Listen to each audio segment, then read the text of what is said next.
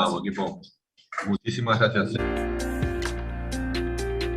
Nos vemos.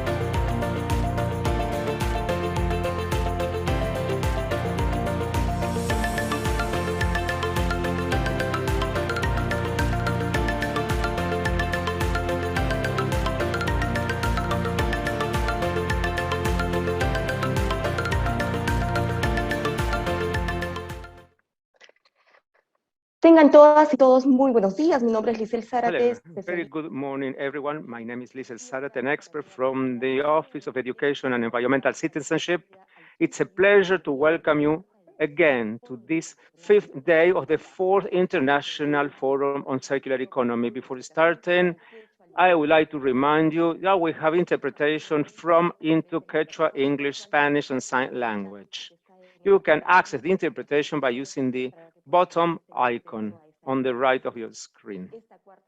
This fourth forum seeks to inspire and dynamize the public and private sectors, academia, and civil society in order to embark on a fair and decentralized transition to circular economy in Peru and Latin America and the Caribbean. This event has been organized by the Ministry of the Environment, of Production, of Agricultural Development and Irrigation, and the European Union Office in Peru. The event has been co-organized by GIZ, the Swedish Embassy, the Danish Embassy, the Commission for the Promotion of Exports and Tourist Trade, the National Society of Industries, the Coalition for Circular Economy Latin America and the Caribbean, and SIMBA.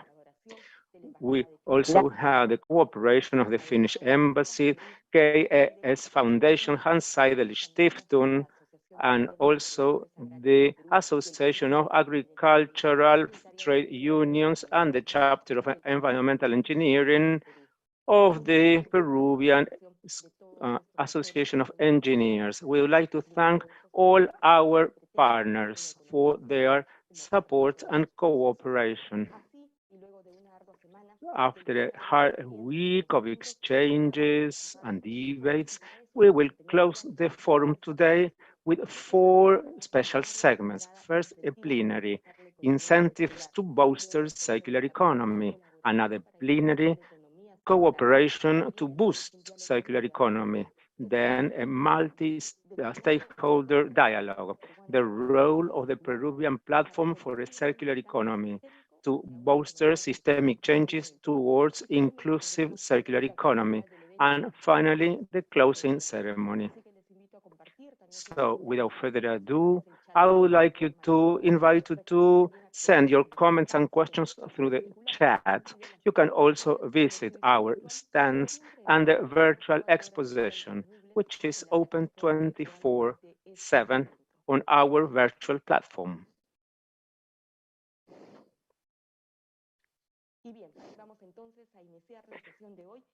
So we will start with the plenary, incentives to bolster fair transition towards circular economy. I will give the floor to Javier Arribas, senior expert from the European Commission.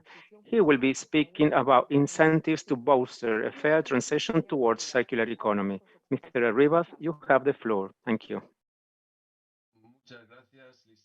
Thank you very much, Lizel.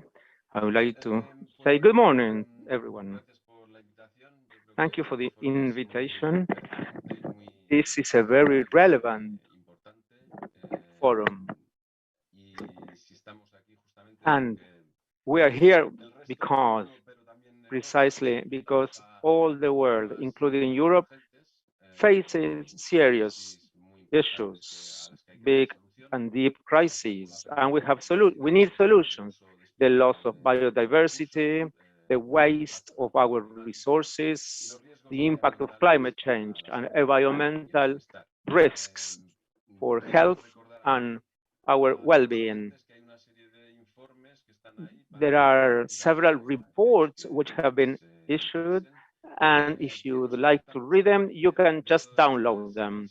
And these reports deal with all these challenges. Of course, I will not go into the details. The conclusions are crystal clear. Crises are out there and they necessitate a solution. I refer especially to the report by the IPCC issued in August, the report of the United Nations Environment Program, Making Peace with Nature, the European Agency on Climate Change report, and of course, also very relevant for this forum, the 2019 report by the IP for resources, which says that we are over-exploiting our planet. So that's where we're standing. The European Commission has a very ambitious program, the European Green Pact, which is the response of the European Commission to these challenges. And the European Commission adopted this report back in 2019, as well as some strategies and important initiatives regarding climate change, pollution, energy, transportation. This initiative encompasses several proposals, whether legislative, non-legislative, financial, legal, so on and so forth. This initiative seeks to transform the European Union in an efficient modern economy, which is also competitive. And the objectives of this pact are to become climatologically neutral or carbon neutral by 2050. And this is extremely important and relevant. We have to embark on a green transition, but mainly a fair and decentralized transition where no one is left behind. As I was saying, this Green Pact seeks to be a fair growth or fair development strategy. Is it possible or viable to reconcile this fair growth and the respect for nature? Well, we can have this kind of growth on this planet. Our position is very clear, and our answer is yes. The circular economy is the main response, is the main weapon and the main toolkit. So we have been working very hard on these initiatives at the level of the circular economy. First, I would like to make reference to the global context. 2 years ago, the UNGA on the environment, which I attended, issued some special and specific resolutions, including one on sustainable consumption and production.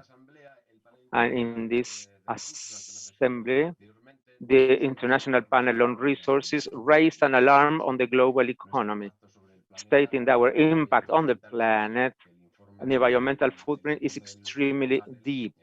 And the panel's report from 2019 reveals that 90% of the effects on biodiversity and water, around half of all the emissions, and 1/3 of the impact on human health is related to only one thing. Yeah, the use and utilization of commodities and resources. So we need a new growth model, something novelty, something unprecedented if we want to make progress. It is clear that we have to affect nature less, and we have to be more efficient in the use of our resources, and we have to engage in a virtuous cycle. We need a new paradigm growth, and this is provided by circular economy. Well, apart from this objective of neutrality, carbon neutrality, we have another ambitious objective: to transform the European economy into a fair, decentralized economy. So every sector should contribute to decarbonization. We know that circularity is of the essence to reduce emissions significantly. For instance, remanufacturing, repairing, reconditioning, or refurbishment substantially reduce the inputs, the materials, the energy that are required in comparison to new materials. So this reduces CO2 emissions by around 57 to 85%, depending on this sector. If, for example, if every piece of clothing is worn twice as many times, we would mitigate 42% of the emissions. This is what the European Union tries to attain through CE. Our goal is to reduce the environmental footprint. How can we achieve this? Where the first action plan for circular economy included 55 concrete measures. And last year, another 35 new measures were adopted. One of the big challenges is to rethink how products are manufactured. And why? Because it is estimated that 80% of the environmental impact comes from design. So sustainable goods should be the rule. So this will be the objective of our framework. We are working very hard on this. We're working on the so-called Sustainable Product Initiative. In this line, we have identified seven value chains which have a great potential to attain circularity. We will focus on them, and they are very relevant. One is electronics and IPC, second, batteries and vehicles, then containers, 4, plastics, 5, textiles, 6, construction and buildings, 7, nutrients, water and food. Did you know that technology contributes to ITC and to the global environmental footprint? Will reach half of the relative contribution by transportation around the world.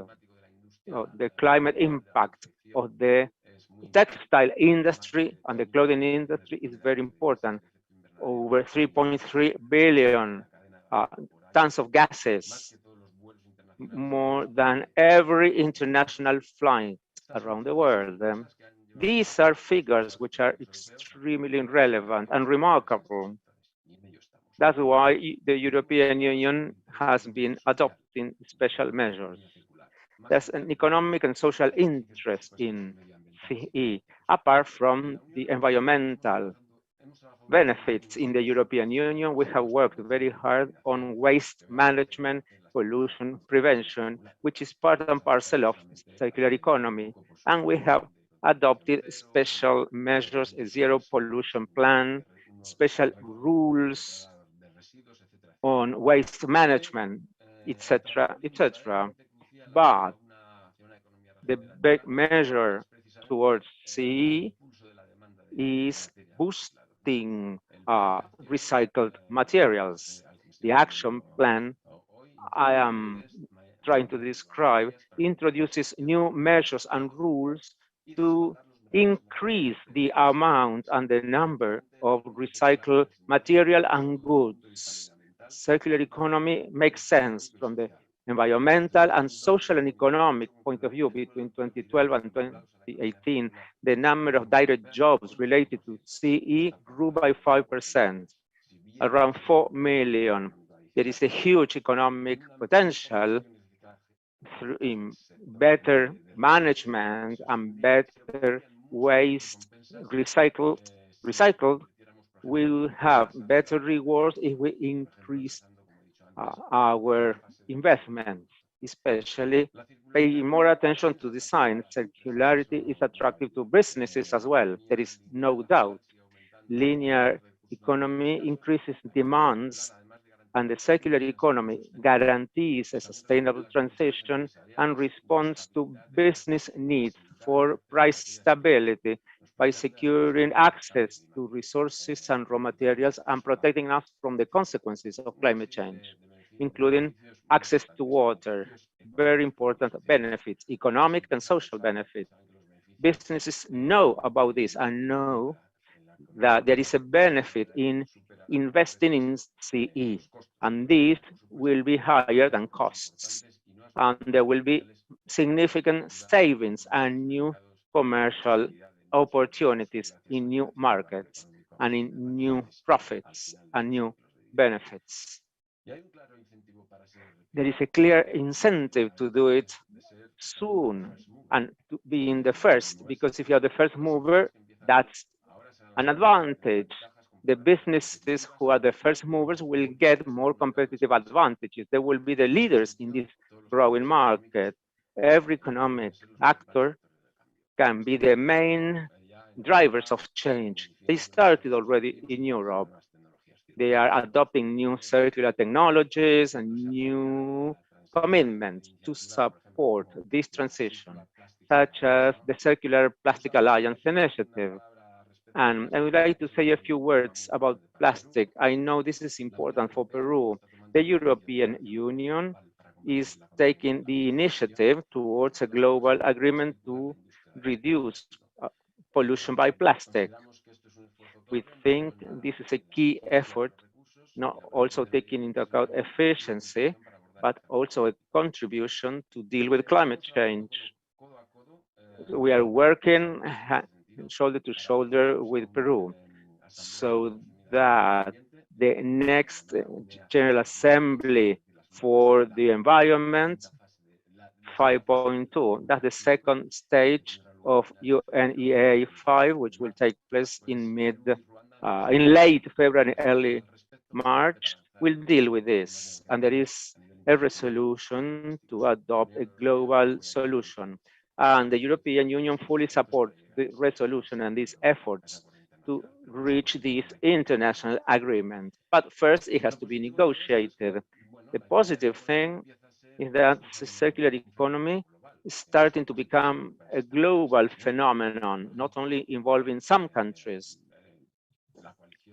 For example, the Global Business Coalition, the World Economic Forum, the US Business Chamber, and many businesses, many organizations, Walmart, big organizations have a commitment towards the same transition. In Latin America, we know that there is great interest.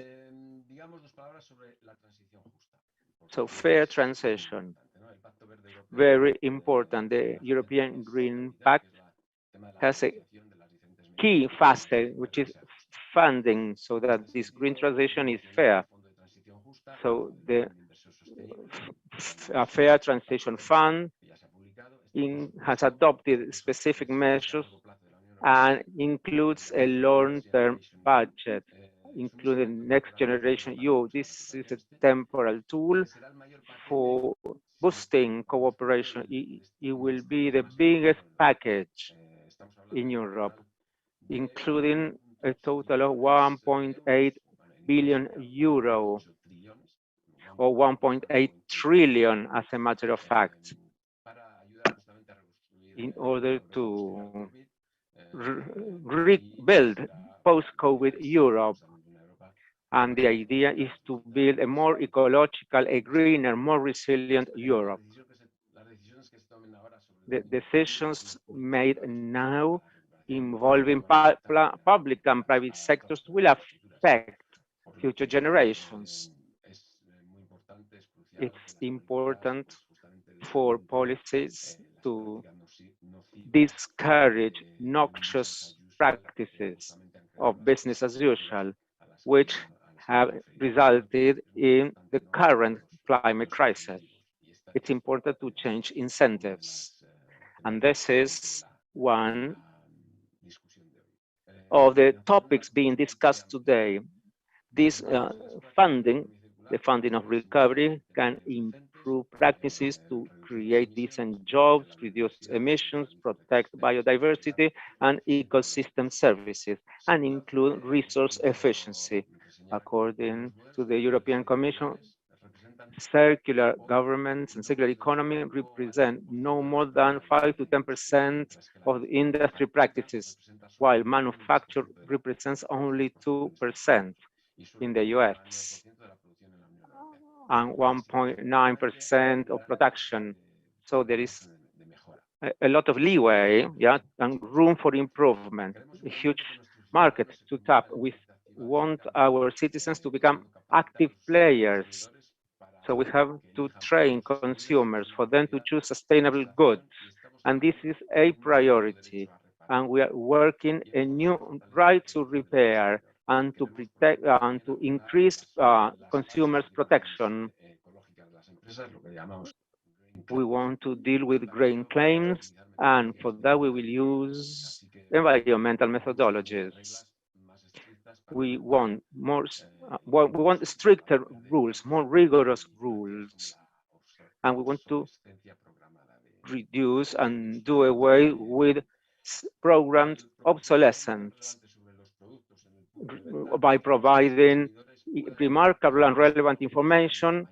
We want consumers to choose greener objects more easily, and we want to protect them against non-ecological goods. Of course, consumers need information, and this is the best incentive for businesses to adopt circularity practices. I would like to wrap up my presentation speaking about international cooperation.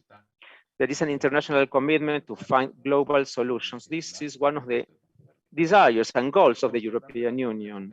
We are trying to have an open approach with an ambitious commitment with the international community. So all these issues, the promotion of CE, we are doing this with our closest partners, and we have discussions and debates, especially with those countries with which we have engaged in dialogue for new trade agreements. In Latin America, we have already entered into 3 agreements, Chile, Mexico, and Colombia. We have been working on current topics, plastics, construction, batteries. And we have launched a very important forum, the Global Alliance on Circular Economy and Resource Efficiency, launched in February this year. And it already has a huge number of country members, including several countries from Latin America and the Caribbean. I think Peru and Colombia and Chile are members of this alliance. The European Union is also working to be part of the Latin American Caribbean Circular Economy Coalition. So with this, I will close my presentation. Thank you very much. And if you have any questions, I will be happy to answer them. Thank you. Thank you very much. Thank you, Mr. Arribas, from the European Union for your important and worrying information and data, which has to do with resources and technology. Circular economy is an emergency. We have to make progress towards this new model without leaving no one behind. So we remind everyone that at the end of the presentations, there will be a period for your questions. So please ask your questions by using the chat. Now, I will give the welcome to Celsa Vergara, Director for Investment at Sagana, Mexico, who will be speaking about investment opportunities in CE. Good morning. The floor is yours, Mr. Vergara. Thank you very much, Lizelle. I would like to start saying that it's an honor to have been invited to take part in such an important event. It's a great pleasure to be here. I would like to start by saying that circular economy is literally the most natural thing we can do. In nature, nothing is wasted. Everything is circular. Everything is used by another organism, whether an animal, a plant, or a bacterium. As Javier said, we have been unable to emulate nature. Our models are linear models. And this transition towards circular economy is going ahead slowly. But the good thing is that people, governments, businesses have already taken notice of this need. This is not only important for the planet, for mankind, but it's also important for businesses themselves. What Javier said is that this is good business, and as investors, it's attractive. It's attractive for us as investors. So my view of CE as an investor, I work more with solid waste and with a focus on plastics, because you can find lots of elements within CE, but we think that plastic is very important because of its high complexity, because plastics are pollutants, are polluting agents. We know about microplastics that end up in the ocean and eaten by birds or fish. So this poses high risk. Plastic is very difficult to collect. Fortunately, plastic is very light and can be easily transported and carried. But when plastic becomes waste, it takes up lots of space and it's light. So, and the thing is, in the circular economy, plastic is sold by the weight. So a truck full of plastic is very little, it weighs very little. So it makes it very difficult to collect. And another thing, which is also very complex, is that there are many different types of plastic out there.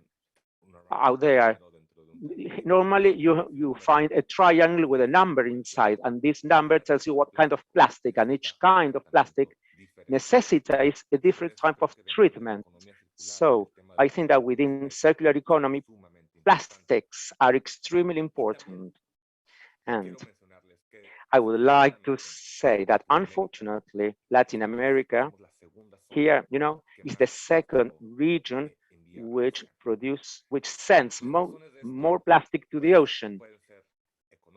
And the reason for this could be economic, social, political, whatever you may want to choose. But as an investor, we see that this is not only an opportunity to invest, but also an opportunity to have greater impact on the planet.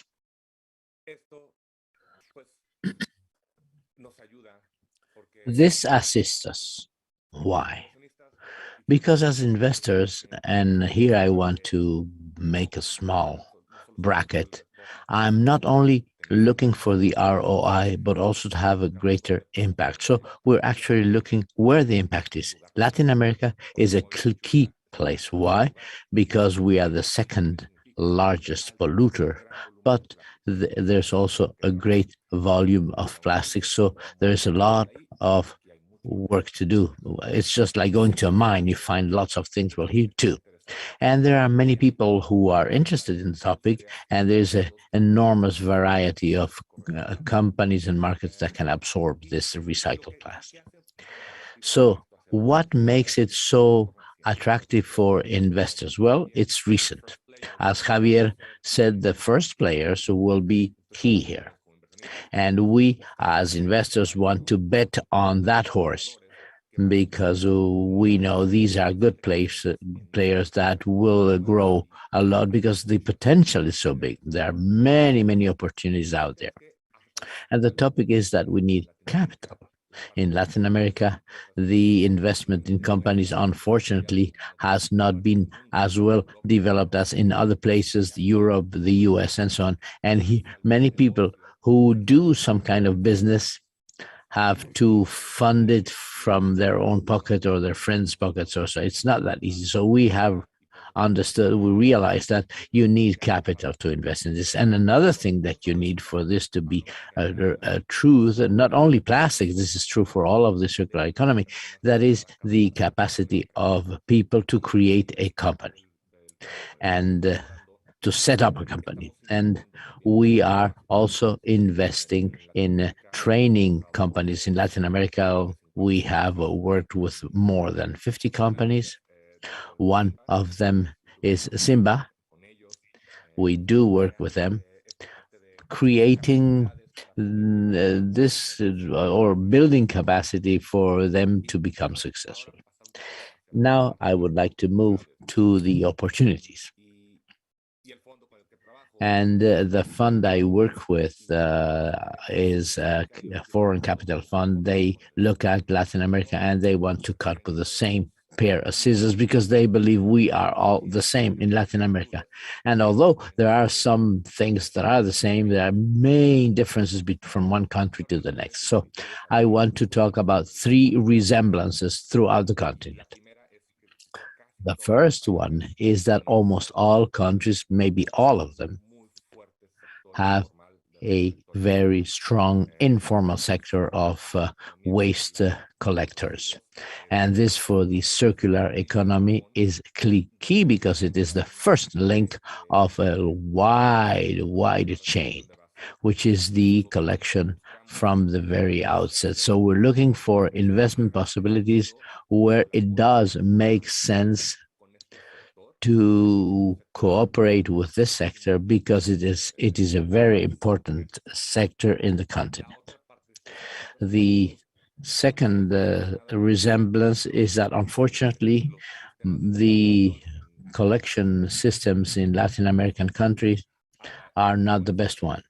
There are some good examples, but we can say by and large that the system is not good, which makes it even more complicated for the first link of circular economy. And as investors, we also want to assist in making sure this can be solved so the next links of the cycle are good. And the third one is the political and economic uncertainties. And I believe that it gives us an opportunity, definitely, but it is also a challenge for the investors because you have to dodge a certain number of economic, political, and other topics that you know are there. And this is something that everybody has in mind. And I think this is true for most countries of the continent. Regarding the differences, well, there are many differences: the size of the economy, the geography. As I told you, the plastic is difficult to be transported. So in places like Central America, where we have many mountains, the roads are not precisely good. So carrying used plastic becomes very expensive. So transportation does not have to be used. Otherwise, you get out of hand with your costs. The types of industry also in Peru and in Chile, for example, fishery and mining are extremely important. And in fisheries, you use a lot of plastics for the nets, and there are already many solutions that are trying to recuperate the nets and other plastic materials that are used as well to be reused later on. So there are many opportunities in that kind of industry. Likewise, the difference are the laws. Some countries, unfortunately, have extended producer laws, and these are very important because what we have seen is that when you force the producer to become responsible of one part of their products, it is just like putting more oil on the fire of circular economy because PepsiCo will move to the entrepreneurs and say, hey, I need you to recycle because I have to be able to show that this is being done in my chain. So the countries where that regulation has happened, we've seen how the sector has grown. And I want to talk about certain opportunities in the case of Peru. Fortunately, it's an open market and it is accessible to foreign capital. So that as investors, we always love that because it's a country where you respect that kind of situation. And now focusing a little bit more on plastic, they have a great volume of plastics in a very relatively small area. The urban areas of Lima, there's a lot of plastic, and it's easier to grab everything from the same area. And as I said before, they have a strong fishery and agriculture industry, which in turn generates a lot of plastic, and it's easier to invest in a company that works with a single industry with a great impact. So that for the investing countries, and I'm repeating what Javier said before, the possibility of producing plastic within the same country is a wonderful opportunity in order to reduce the dependence on plastic imports, because instead of importing, you produce them locally. In other words, when you recycle, the plastic that you imported so many months or years ago is still being reused once over and over again. And finally, I think that a solution that is not true only for Peru, but that should be explored for all of the continent, is the data issue. There are not enough data on where that comes from. So there are very new, innovative solutions that are out there so that we can know what the volume of plastic is. And as an investor, and as a company, this is of the essence, because you know exactly what the name of the game is. That's why I believe there are many, many opportunities. Well, that's it. I will shut up now so that we can move to the questions. Thank you very much for inviting me. Thank you very much, says Lisel. And it shows that the circular economy wants to emulate the national economy. We hope that the circular experiences of the pioneer companies will be copied elsewhere. And now we will move to the Q&A session. That is in the platform. You can keep on writing more questions. They will also passed on to the organizers. We will now start with the question for Mr. Ribas. Can you explain the just transition mechanism of the EU?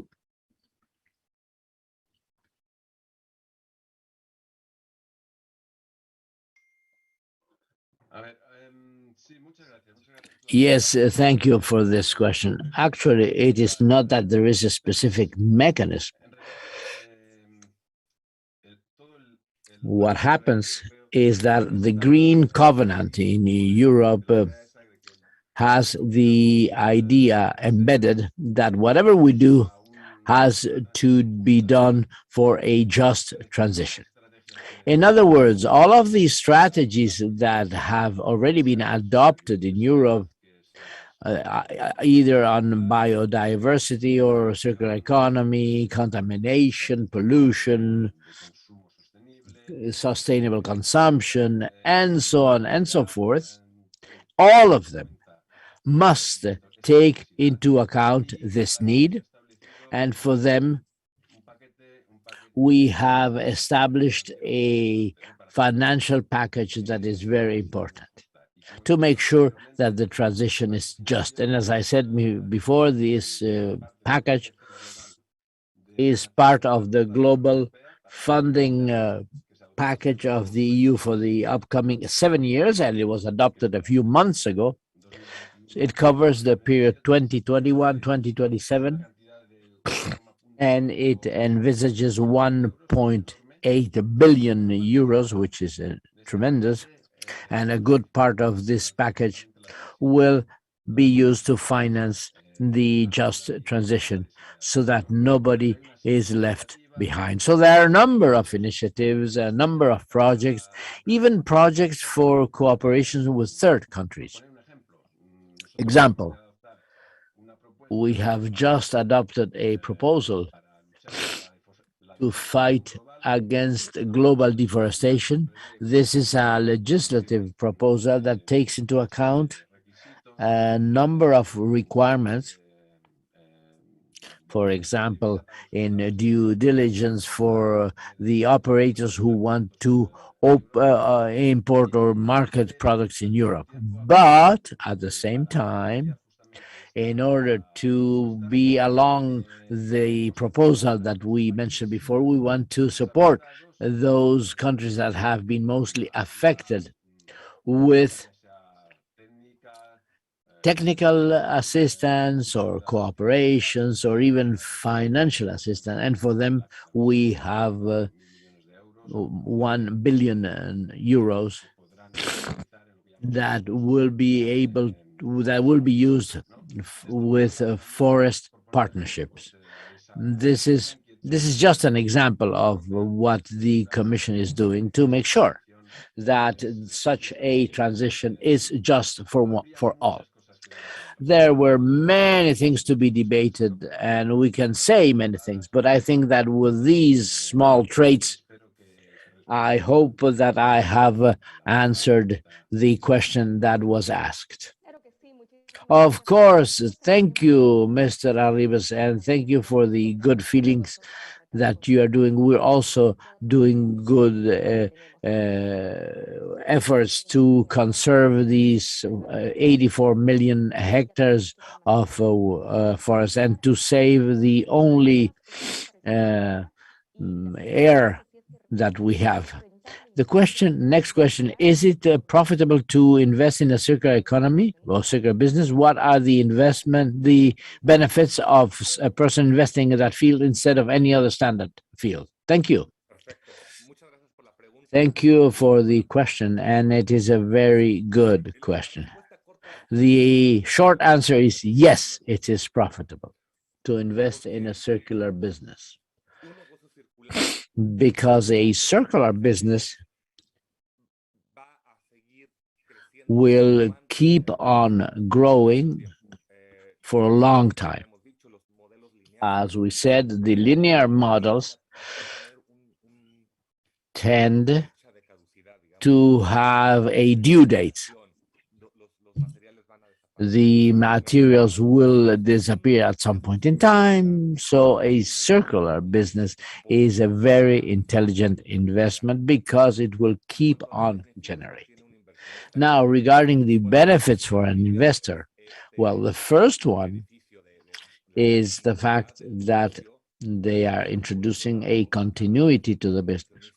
But also, investors are trying to make sure that their money not only generates economic benefits, but also externalities, good externalities. Hence my title, which is the impact investor. So what we're looking for is for the money to come back to us, of course, but that we also leave an environmental and social environment that is positive. And the circular models are exactly that. They create jobs and they have a positive impact on the environment. So on a traditional business, if we start competing or comparing, well, this not only guarantees an ROI, but it also gives us an add-on, which is a positive impact for the countries. And fortunately, in some countries, this also means tax advantages and others. The fund for which I work, well, often the investors are Coca-Colas or Pepsis who are interested in doing precisely that. They want to be able to invest in this kind of business model to then do synergies. So it does indeed make sense. And I invite you to explore these avenues because there is a lot to be done. You only can grow. Thank you. Thank you, both speakers, Mr. Arribas and Vergara. We know there are many questions that we cannot answer because we don't have enough time. We will do that, but on the internal, we end this plenary session, and we thank both of you for having provided us with such a good information. Now we will move to the second part of this plenary, which will be moderated by Mr. Jose Luis, who is the director of the University of the Pacific in Peru. So we'll give you the welcome. Jose Luis, welcome. Thank you, Lisel. And thanks to all the organizers for inviting me to be a moderator. In the plenary, where we will be continuing with the incentives for fostering a circular economy in Peru. We have heard two presentations looking at the perspective of the EU and that of the impact investors as actors of the capital market, how they take on board a responsibility that goes beyond the traditional profitability vision to add a third element: profitability, risk, and impact. For the development of this panel, we will have 4 guests. These are luxury guests, and they will give us, each of them, their own perspective on the topics of incentives to foster circular economy in Peru. We will have first Mr. Maximiliano Ruiz, Executive Director of the National Council on Competitiveness and Formalization, Mrs. Diana del Aguila, Director of the Environmental Financing, Mrs. Sandra Belaunde, is Head of Economic Studies of the Association of Peruvian Banks, and Mrs. Nicole Zurita, Chief of Economic and Market Studies of the Agricultural Association of Peru. So the first question that I'm asking to all 4 panel members, remember, you have 4 minutes to answer. That's all, and we know that this is not very much. Stemming from the presentations we have heard and from your experiences, what do you think? What would be the most important incentives on which we should think to foster circular economy in Peru?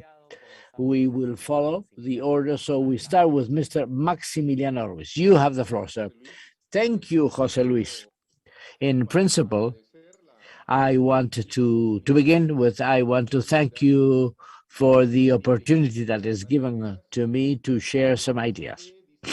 And I will start by saying that I believe that there is something that is extremely important and that has been seen, which is the institutional basis of the implementation of these kinds of policies.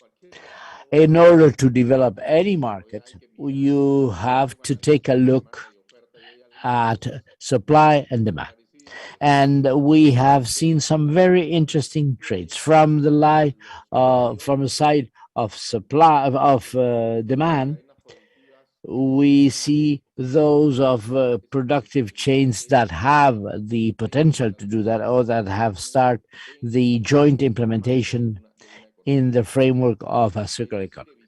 In other words, we are avoiding the abuse of natural resources that generate negative impact on the environment. That is a first part. And I think it is very important to empower the consumers so that they can know how to develop this supply-demand market.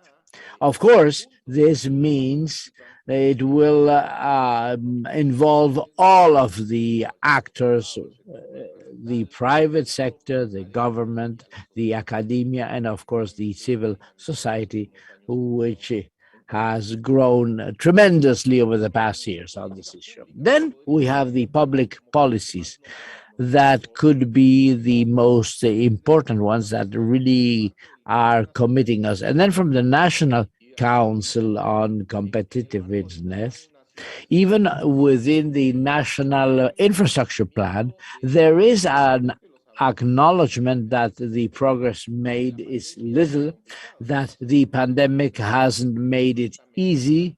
For example, we have the threat of going back on the issue of plastics. The Congress is about to adopt a new procrastination of the use of plastics.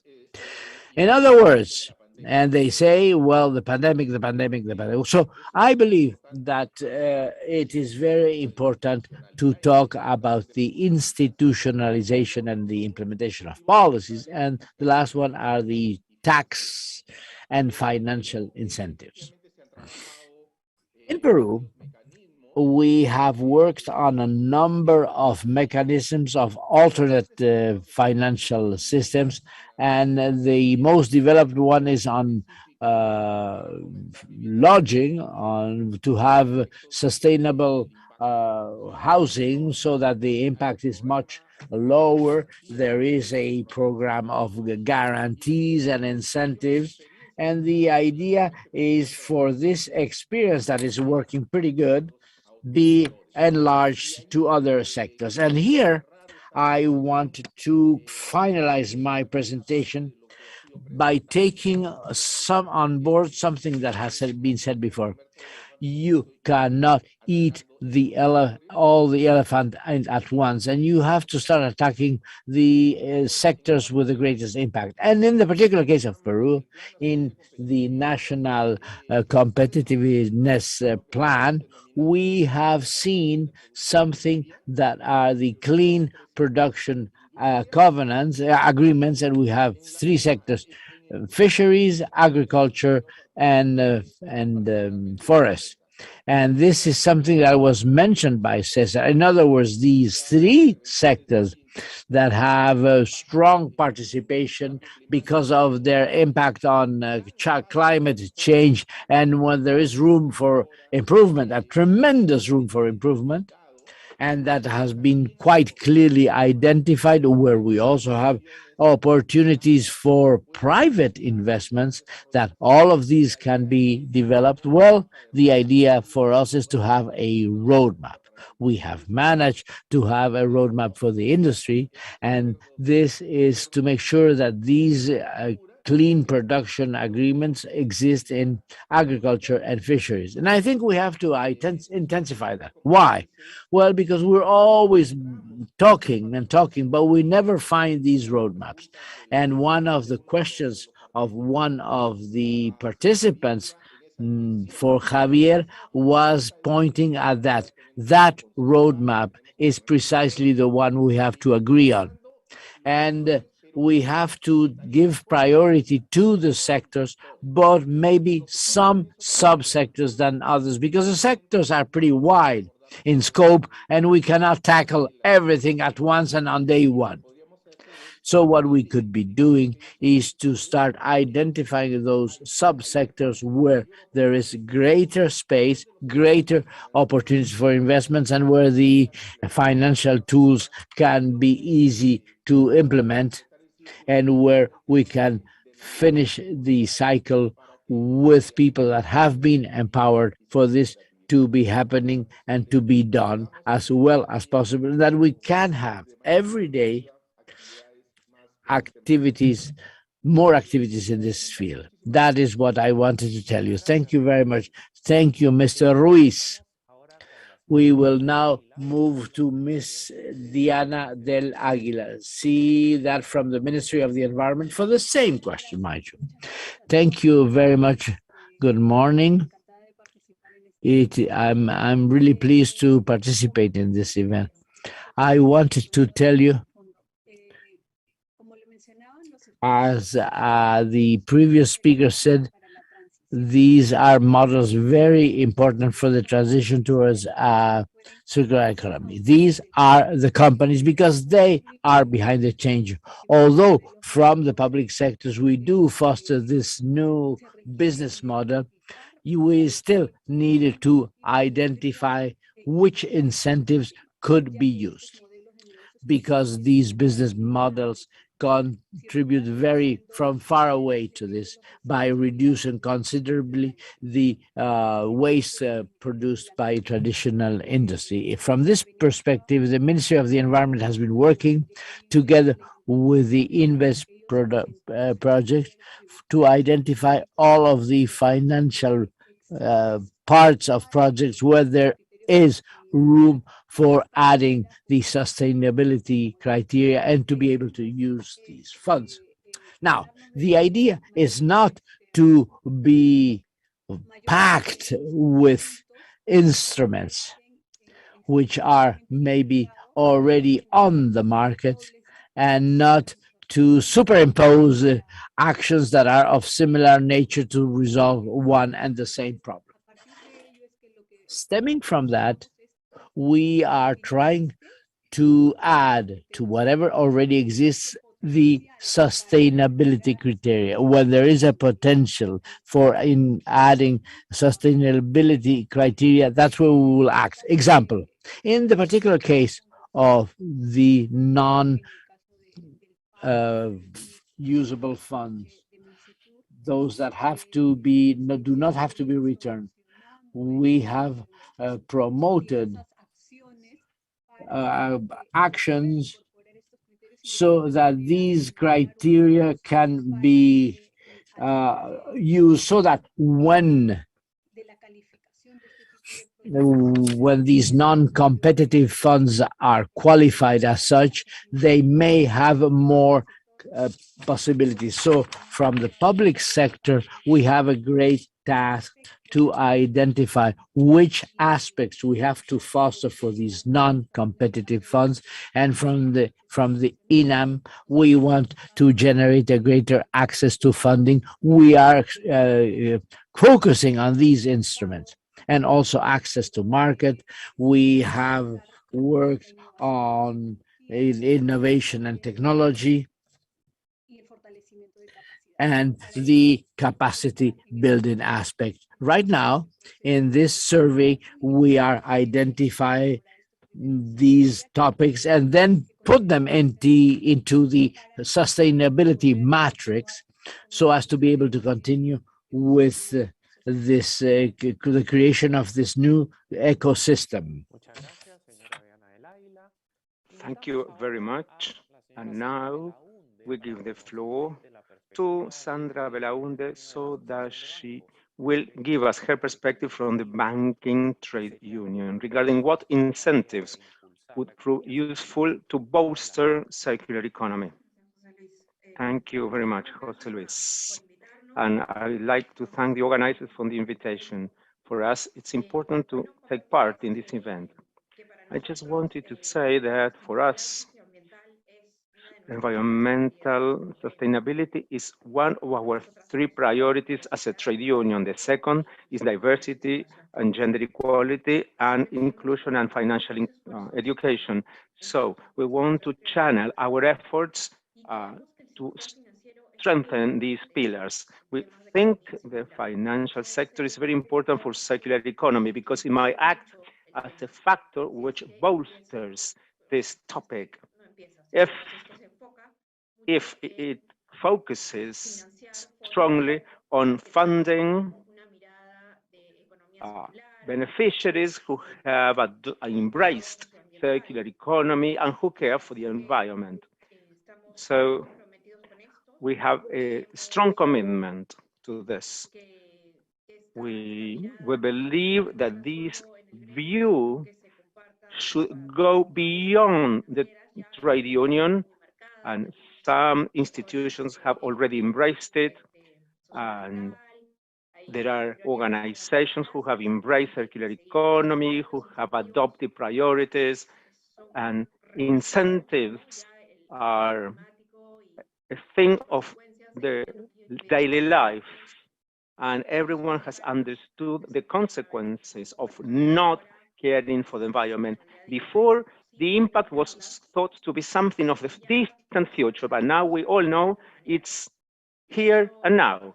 There's no other way forward, and the financial sector has a very clear picture of this in their mind.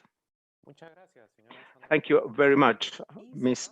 Belaunde. And we close this first round with one of the sectors that has been mentioned, the farming sector, as one of the main boosters of circular economy. So I would ask Ms. Nicole Zurita, representative of AGIP, her views on these incentives to promote a transition towards circular economy. Good morning, everyone, and thank you.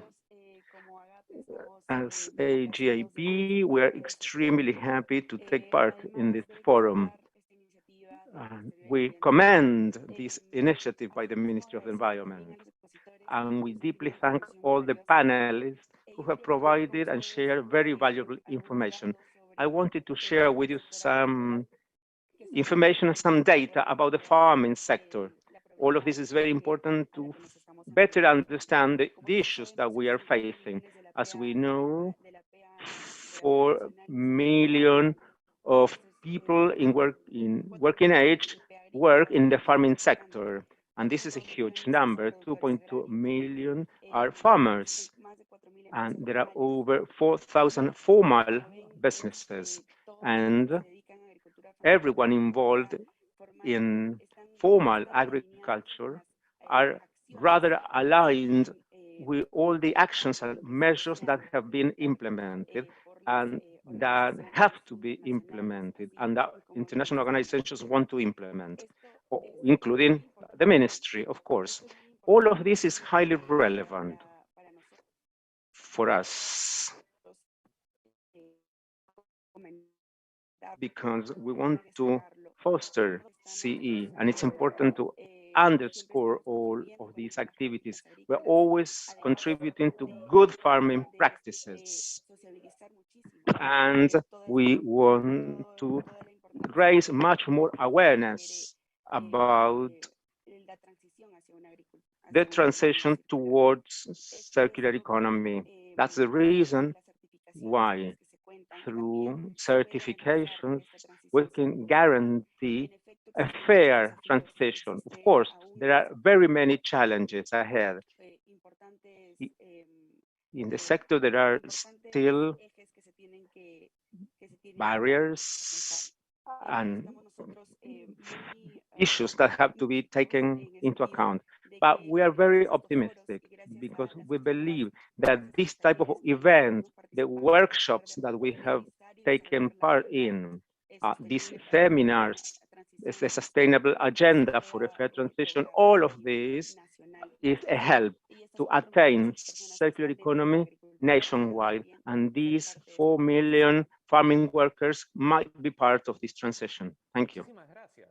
Thank you very much. And thank you. I'd like to thank all the panelists for their comments.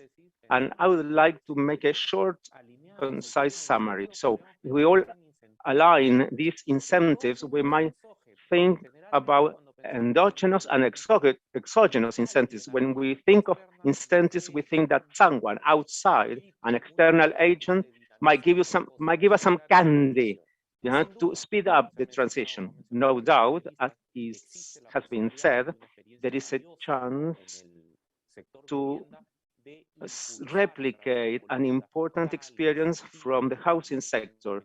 We can use fiscal benefit, incentives.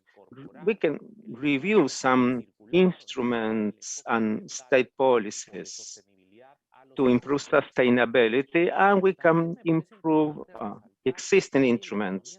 But it's important to highlight that the circular economy is not just the act of a single actor, it's collaborative work. So there's a huge opportunity to generate endogenous incentives, working with trade unions, for instance, or when different organizations and businesses share their sustainability practices and opt for more ambition. And as AGAP said, a set of good practices in the farming sector where trade unions can strengthen collaboration and exchange and share good practices, collaborative work among consumers, because we consumers play a key role when selecting products, when making decisions to favor or not the environmental impact. We make demands on businesses. We demand them to take into account their environmental impact. There, we should think of the environmental impact when we make buying decisions. And at the end of the presentations, Nicole spoke about the challenges. And now we have a second question. What are these challenges that we have to take into account to break away from the inertia that ties our hands to accelerate the transition towards circular economy? In the same order, I will give the floor to Maximiliano. Thank you. Well, yes, these challenges, you might say that they involve all the factors and the approach you have mentioned, of course. Some challenges are more of an endogenous nature and others of an exogenous nature. But it's important to take into account and consider experiences and practices from other regions, from other countries, of course, taking into account the specificities of each country and region. In particular, in our case, our experience of these roadmaps, we find them to be a challenge. We have to keep facing this challenge. We have to keep involving every single actor. And I think that the colleague from the banking sector and from farmers, they have represented a certain of guidelines and initiatives that could be replicated or used to design this roadmap, because on many occasions we know what should be done, but not how. So these roadmaps, these agreements for clean production might become important, and they might be determining factors, provided they are not only used by the only sector or by civil society alone or by the private sector alone. So we should all work together. I go back to institutions. This is one of the first endogenous steps that should be taken for all of us to transition towards circular economy. Another aspect that has been mentioned, which is very important, and I think that there are examples in some sectors. Certification. You know, certification is like a new world, which has to be closer. It has to be brought closer to our sectors, a new sector, that's micro and small businesses. Here there's a lot of room to cover and to make improvements. Unfortunately, in countries such as Peru, little work has been done in this arena.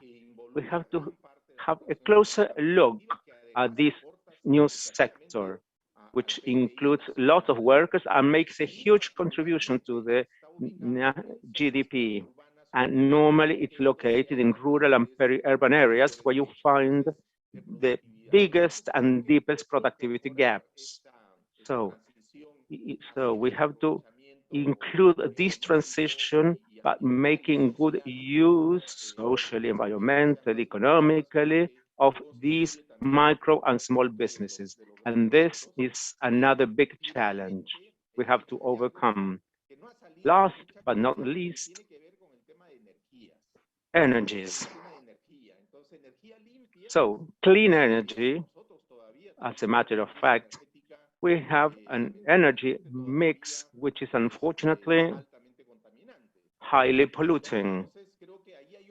So that's another area for improvement, both for the private and the public sector, businesses included, and we have to agree incentives, whether fiscal or financial. I think we have had some interesting experience with FAE, as Nicole said, or Diana. We have to include more intensity, and that might be a help along the way. Of course, I could speak much more about this, but I think that would be the most important part of my answer. Thank you. Thank you for these elements to identify these challenges. Now I give the floor to Diana to answer the second question. What challenges are we going to face while building incentives for these transitions towards CE? Well, from our point of view, well, we should go from arguments and theory about the importance of CE to more practical work, the development of concrete instruments that might help ventures and businesses to transition from the linear economy to a circular economy. focused on the maximum reduction of waste. For example, a firm wants to transition to C, requires the transformation of production. For that, they need funding. There you see an important element which has to be dealt with by the state. Also, it's necessary to optimize inputs if businesses want to become, they need strengthening capabilities and technologies in order to attain more efficiency and reducing waste and making better and more efficient use of these resources. We have to deal with these issues from the public sector. I said funding, transition. We have to build capacities as well. Also, the second, another challenge would be multi-sectoral work, articulated between different actors, both public and private sectors, in order to avoid duplication of efforts, in order to develop the ideal ecosystem, an enabling ecosystem for CE. In the private sector, there are some initiatives that have been developed. The objective is not to overlap, to avoid duplication of efforts. So we have to work together. And this is another challenge. This is important in order to catalyze the transition so it's more efficient. Thank you. Thank you very much. So I give the floor now to Sandra to give her the view from her sector and organization. So what are the challenges? Well, as a matter of fact, one of the challenges we see is alliances, public alliances. We have to work in line and coordinated, and we are extremely happy because we have a protocol and we work with MINAM and with ASOMIF and FEMAC. This has given us a good starting point to see the next challenges, like knowledge management. We have to make sure that knowledge is shared, exchanged, and that we all are using the same terminology and the same goals in mind. Now, we are starting a classification, a taxonomy, a process, so that we all use the same terminology. Also, regulation. What's the difference between the regulation regarding environment and the financial sector and where we are falling short regarding IFC standards? So we're working little by little, and the challenges is to overcome these challenges. I mean, standard, the same language, uniformity, the same figures in our minds. The circular economy can be profitable. So the financial sector should see this as an important objective to fund. Thank you. And we close the second round with Nicole Zurita from AGAP. What's your update? What's your view about the challenges that we have to face to bolster this transition?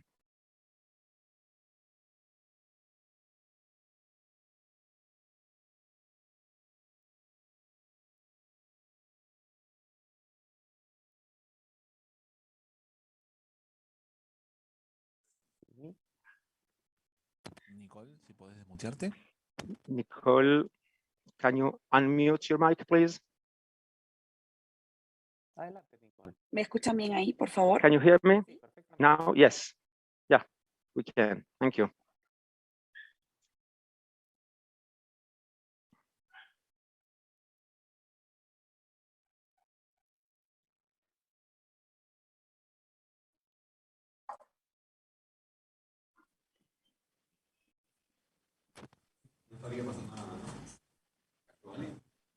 ¿Me escuchan bien? ¿Ahora sí? Can you hear me? Yes, we can hear you now. Sorry, I'm having connectivity issues. Sorry, I apologize.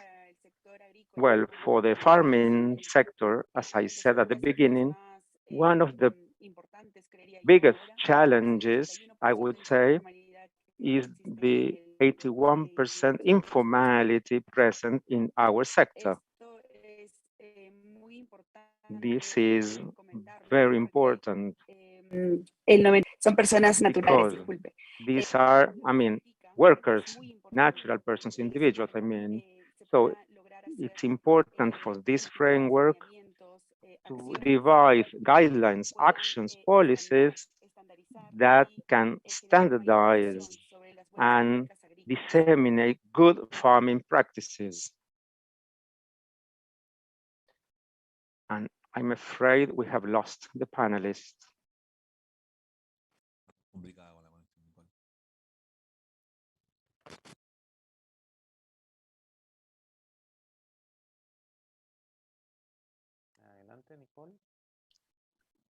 Nicole, are you there?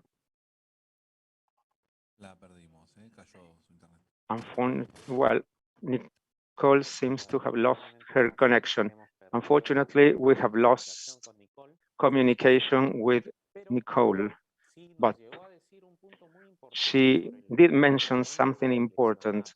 So we can conclude that when discussing circular economy, we might fall into the temptation to see the macro framework, the big incentive policies, but we should not lose sight that the core is the firm, the business unit, which adopts a circular rationale and builds a circular value chain. So without that, no transition will be possible. And if I think of the comments by all the panelists, there are certain elements that should not be left aside. For instance, what's the difference between adopting a circular business model and not doing that? As Maximiliano said, is there a certification process? Do we have efficient instruments or mechanisms that might avoid greenwashing? May say I'm circular, but I am not, as a matter of fact. How can we make progress in that direction? As Diana said, are there concrete instruments facilitating the adoption of these circular business models? If I am a micro business or a small business, a sector which was affected by the pandemic, I want to adopt a circular model. Where do I get this training? Where can I get these new skills I will be requiring? That's what Sandra said. How can we manage knowledge? How can we be sure that we all speak the same or a similar language regarding environmental goals? And in general, something mentioned by Nicole. Oh, you're back. I don't know if you have anything you'd like to add. Yeah, sorry, I apologize. Very quickly, we have a big challenge in the farming sector. That's informality, 81%, which is a very high rate. So we agree and we want agenda to have priorities concerning certification, good farming practices, which are the guidelines that will bolster this transition. All these policies and practices should be promoted. We need a fair legal framework depending on the sector. So it's very important to consider a legal framework from the legal point of view and from the employment point of view, so that more people, more individuals can be integrated into the sector. And I'm afraid we have lost the panelists. This is very important for the agenda to be aligned and to have a positive goal for this transition. And I agree with what Sandra was saying, that this transition is very important and profitable, not only economically, but also environmentally. This will be very impactful at the national level. Thank you. And I would like to ask the panelists just to give us a 1-minute answer, just a quick summary, your final conclusion about these plenary incentives to bolster the transition in Peru. What's your final message for attendees? What can we do? We incentivize circular economy in Peru in the same order. Maximiliano first. Thank you. I think that one of the key messages we should leave, and I hope this is sustained in time, the benefits that, and not only for the private sector, but also global benefits, and how with lots of intelligence can we tell these benefits from others. I mean, or the benefits for each sector, the government, the ordinary citizen, and also for businesses based on a market economy. Of course, the second is we have to make greater emphasis on this transition, on the interaction between the public and the private sectors with clear specific objectives. For example, decarbonation, the impact on decarbonation. So people understand concrete things, and we in Peru, we have to revalorize this diversity. We have to revalue our diversity, this diversity that we might lose, which has been historically important to make progress.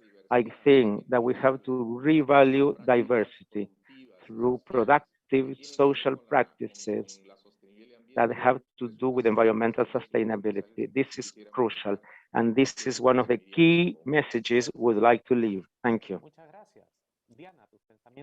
Diana, your final thoughts, please. Well, I would focus on the importance of care for our diversity. We are one of the most diverse countries in the world. So can we do this? We have to use resources responsibly and efficiently. So based on this, we have a huge challenge in the public sector. We have to engage in multi-sectoral work with all the actors in order to bolster this sustainable business ecosystem. Thank you. Sandra? Even if benefits go beyond economic benefits, I'd like to share some figures which I find impactful. According to the UN, the transition to CE might generate up to 4.5 billion US dollars by 2030 in production, and circular economy might generate 4.8 million jobs by 2030 in the region.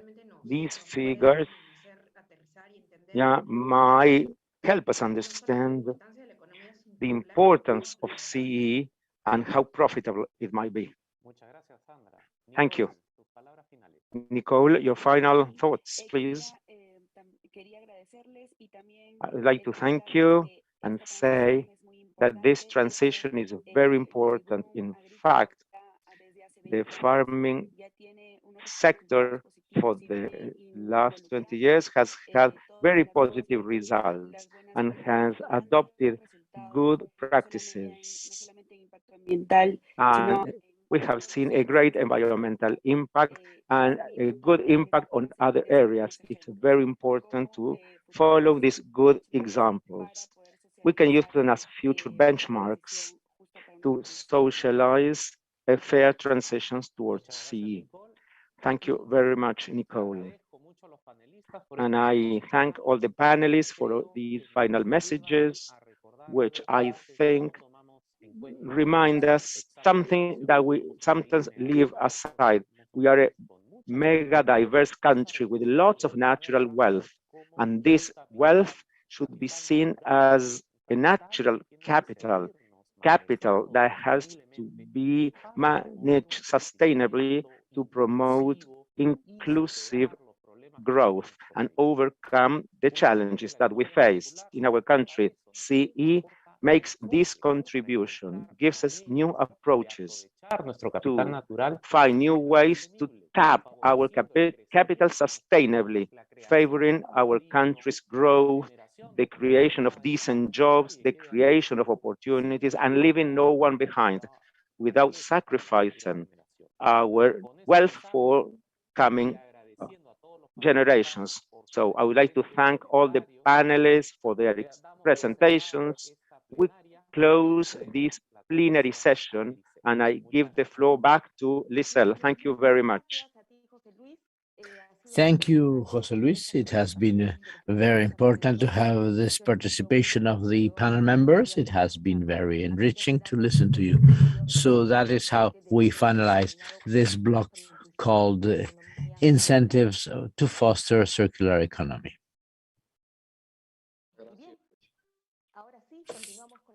Now we will continue with the second plenary called Collaboration for Fostering Circular Economy.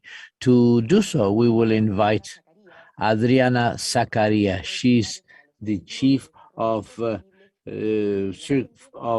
ONU Environment, and she will talk how to promote a just transition and to enlarge that to foster systemic change. So, Adriana Zacarías, you have the floor. Good morning. It's a pleasure to be here with you. I wanted to thank the Ministry of Peru and all of the organizers of this forum. It is so good to have these platforms to exchange priorities in this transition towards a circular economy. It is brief. I will be brief. How we can enlarge that to generate a collective impact and the systemic change that we're after. First of all, allow me to introduce myself. Please confirm, Lisa, that you're yes, we are. Fine. I'm a person who is impassioned by circular economy, sustainable economy, and I have been working for 20 years with UN Environment, and I would like to see the SDGs, the GOP. Why go for SDGs? Why this initiative? If we take a look of where we stand, unfortunately, we are not reaching the progress made that we want. So go for SDGs wants to accelerate that, to have sustainable organizations working with the government to have more integrated sustainable policies, for example, in climate change and development. We work with SMEs to work with the circularity, and very important, we don't have the full picture if we don't work with the style of more sustainable lifestyles, and we are empowering the young people. This gathers a number of institutions with the UNDP, UNEP, and you can see these initiatives on the bottom of the screen. So we want to work for a circular economy is something that is very important, which takes me to my second point. why it is so important and why we are here and why is this transition important. If we take a look,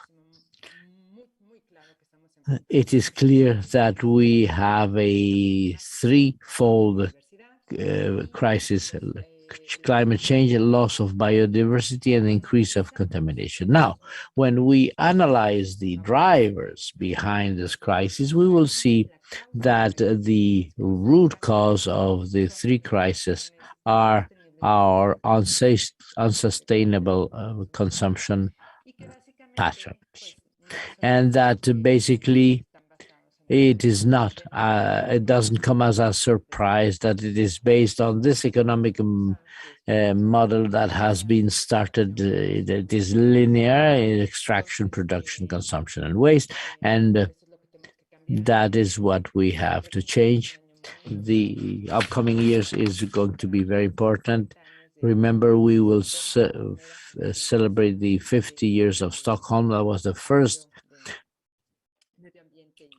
the environment conference, and it was also the conference that gave birth to the UNEP. And I want to say this because I was reading the Declaration of 1972 to see how already in 1970 they were talking about the need to analyze the relationship there is between the consumption patterns, the need between poverty and environment, and also remember that in the 70s we started with the Club of Rome that talked about the limits to growth. So there are planet limits that we have to respect. And within the UNEP for the past 20 years, we have been working on efficiency, on resources, and fostering the lack of connection of the growth rate and the use of natural resources. So how do we delink these two? Delinking extraction of natural resources from the rest. We know that before that, the greater the growth rate, the greater the contamination. So how can we delink that? In other words, increasing the well-being, but with a greater efficiency. And to do so, one of the responses that we have here is precisely circularity. And when we analyze that, we can see that obviously it will allow us to achieve SDG 12, but we also need growth, green growth, water consumption, and so on and so forth. So there is a very strong relationship with the 17 SDGs. So I also want to underscore that this is something that we knew, that we have been working on, but I think the pandemic has recalled that what used to be important now is pressing. We need a more inclusive model and a circular and sustainable model. Well, this transition will bring us benefits. We have just left the panel, and one of them said the potential of circular economy for creating jobs. Well, the ECLAC and the ILO have carried out a study that says that circular economy could generate 4.8 million jobs in our region by 2030, which is very important. And here, when we talk about inclusion, to do this, we also need to see that there will be a need to provide risk. So what are the new knowledge skills that will be needed, how to make sure that they will be inclusive, that they will give the same opportunities to the young and women. The ILO does a study that after COVID, with everything we have endured, the greatest losers are the women and the young. So we want to know if this job generation will be equitable. Then there are large opportunities to accelerate the Industry 4.0, generate new employment. and an infrastructure change that has to go with the increase of new investments. Now, some studies that we carried out show that circular economy could assist in reducing by 45% the total greenhouse effect gases. This in the aquaculture, this is very high. So there you have big differences, and some surveys that we did with the International Resource Panel, we did see some heavy machinery and heavy vehicles, which states that circular economy, the remanufacturing could assist us in reducing emissions up to 70, even 100%, and reduce the consumption of materials. And we could reach to save virgin raw materials up to almost 100%. So imagine what the win-win would be for the protection of biodiversity. So here I wanted to talk about these benefits. Now, how are we doing in Latin America during this transition? Well, a study carried out by the Konrad Adenauer Stiftung has identified 200 political initiatives that are related either directly or indirectly to circular economy and that have been implemented in some 20 countries. We know, for example, that in our country we have some champion countries that are already being the pioneers around the circular economy. For example, Chile, Colombia, Peru, Mexico, Ecuador, who have already their national strategies. Chile has already included that within its climate change policies. So these are very, very good advantages or news. So in this framework, a year ago, we started to see that there was a huge interest by the countries, the private sector, and so civil society on the circular economy. And there were many institutions that were supporting these countries and this transition. And we said, well, we need to provide greater support to the countries, the players, and to do so in a more coordinated fashion. And the good news is this is the Coalition of Circular Economy for Latin America and the Caribbean.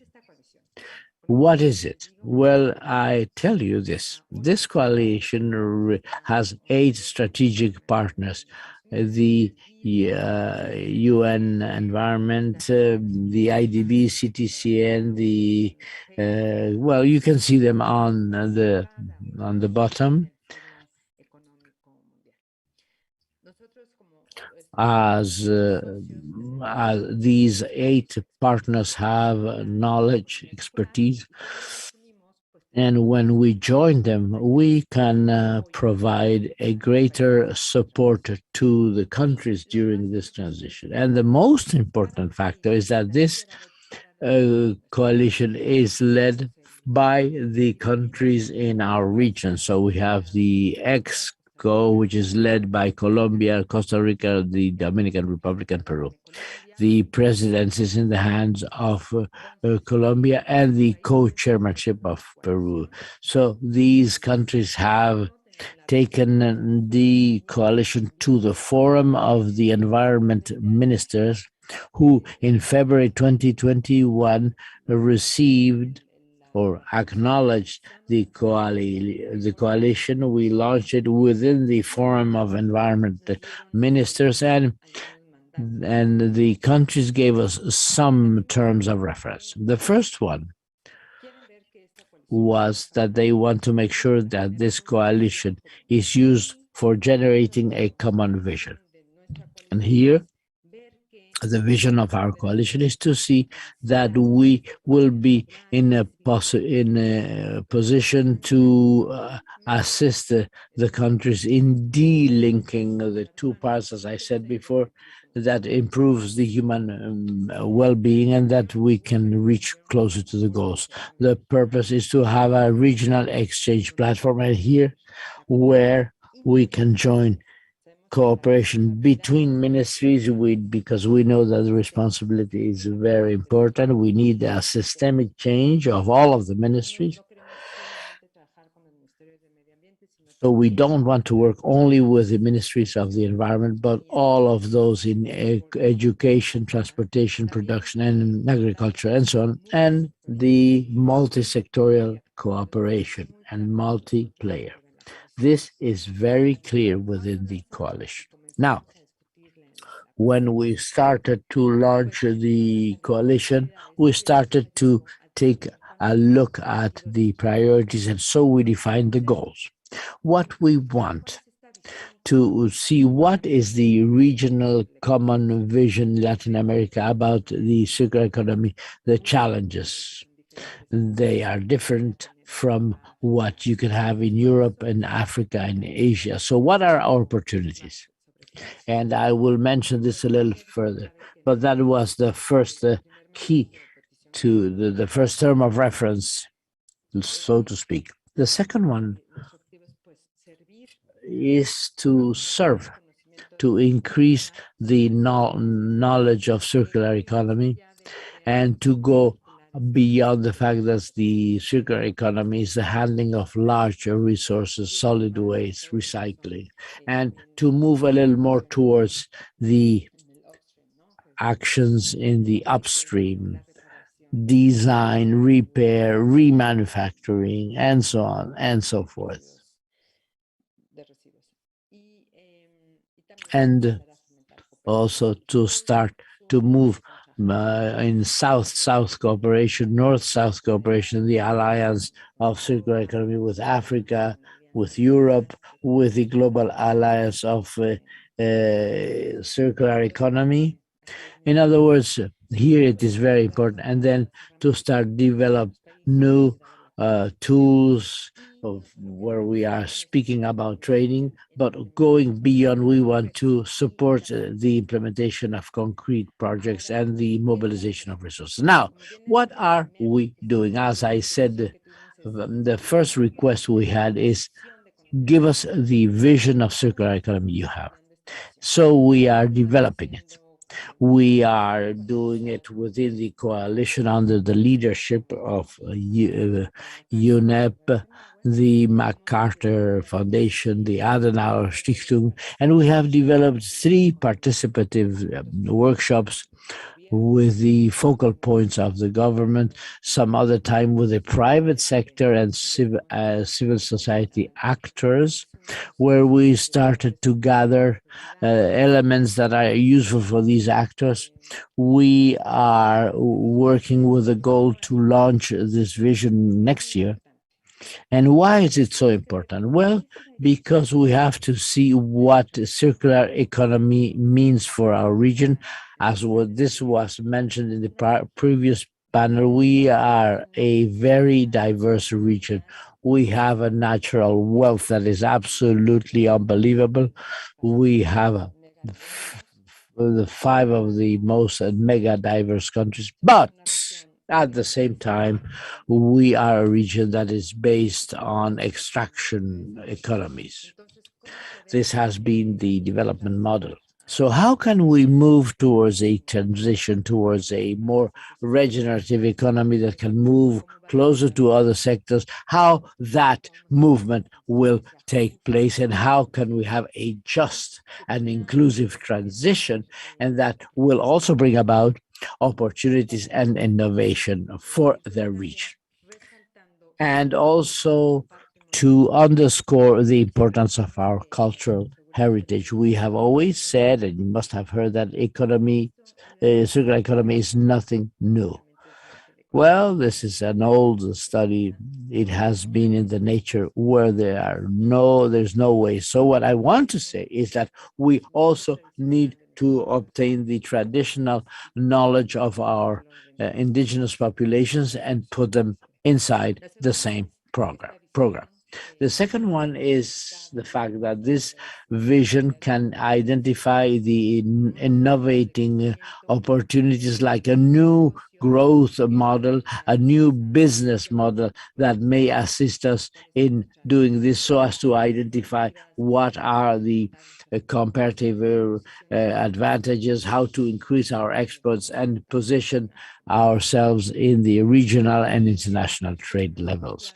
And the third key message that we want to have is the cooperation. So we need to cooperate, but we need to act. So it is cooperation. And here we are underscoring the key role of the governments, the companies, and of course the financial sector. But again, we are talking about the fourth key player, the citizen. And I will say a few words about this.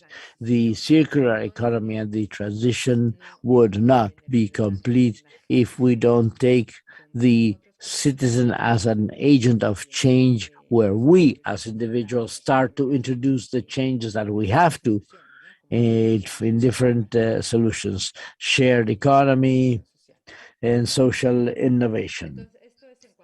So this is regarding the vision, and just to remind you, we will be launching this next year, at the beginning of next year. So the question is this: you will have a clear vision, we will have a roadmap for where we want to go. How can we implement this? Well, a second project we have in hand is the study on the funding for circular economy. Last year, the initiative of the UNEP of sustainable funding prepared a global report, which is financing for circular economy. So we wonder, how do you translate this study into something that is for our region? And with Gov4CGs, with Invest and many other stakeholders, we pooled the efforts, and with the technical support of the Scholars Institute of Brazil, we are developing this study about funding for circular economy in our region, where we want to identify three things. First, what are the funding mechanisms in our region? Second, what are the opportunities and the vacuums that we have? And the third one is, what would be the type of funds that are needed that can also support the SMEs? Again, we have to emphasize that this transition has to be fair, has to be just. We don't want something that will be of assistance to the banks, but something that is needed so that the SMEs can become part of the picture. So we are waiting for this study to be ready by February or March 2022. And yesterday we had a very interesting workshop where we brought into the picture financial institutions with a dialogue with all of the members of the circular economy. And we started with the first workshop to identify the existing instruments, the recommendations, the hurdles, and so on and so forth. Another study that we are carrying out is that of the circular economy in the electronics world. This is being done with the EU, and we are mapping all of the electronic flows in our region and the quantification of two types of electronic products that are already being manufactured or sold in our region. And what we want to do is policy recommendations, so as to build a roadmap with priority actions at a local level and a general level. This project is scheduled to be ended at the end of this year and is focusing on 5 years in Brazil, Colombia, Mexico, Uruguay, and of course Peru. And as I said before, the circular economy would not be complete if we don't take a look at the citizen, the importance of individual behavior, and that's the purpose of the study on change in behavior for a circular economy, and there to see what are the instruments and the policies needed in order to find these enabling conditions so as to have the citizens adopting circular economy. Again, I want to underscore this. We can move with the industry and start manufacturing products that are fitting within the circular economy and repair and so on. But if the citizen does not change, if he or she prefers to buy disposable things or throw them away instead of repairing them, we will never reach this systemic change. And here again, we want to say that the change, the first step is we are lagging behind. Of course, we want to work with the governments to do that, but we don't want to be lagging behind. We want to contribute. And here I will stop. I just wanted to give you a quote from our Secretary General. We need for all of the global community change its course. We have to rethink and revisit what we do. We have to adopt sustainable habits. And this is the website, the email, and the social media where you can reach us. This is an open-ended page. It is open to institutions, countries, private sector. You name it. Everybody who wants to cooperate is invited to do so. Thank you very, very much. Thank you, Adriana Zacarias, for the sustainable goals for this presentation that shows the crisis in the planet for the loss of biodiversity and the degradation caused by the linear model. Likewise, we have good news. We have seen the benefits of retaining the value of the products and the potential value of socializing more than 200 initiatives on circular economy that are being implemented in Latin America so as to be able to replicate them elsewhere. And considering the responsible acting of citizens. This being said, or this being read, we have the participation of the public who is following us. So we will move to asking some questions. First, at a national scale, is it really important to cooperate towards the circular economy? And if so, why?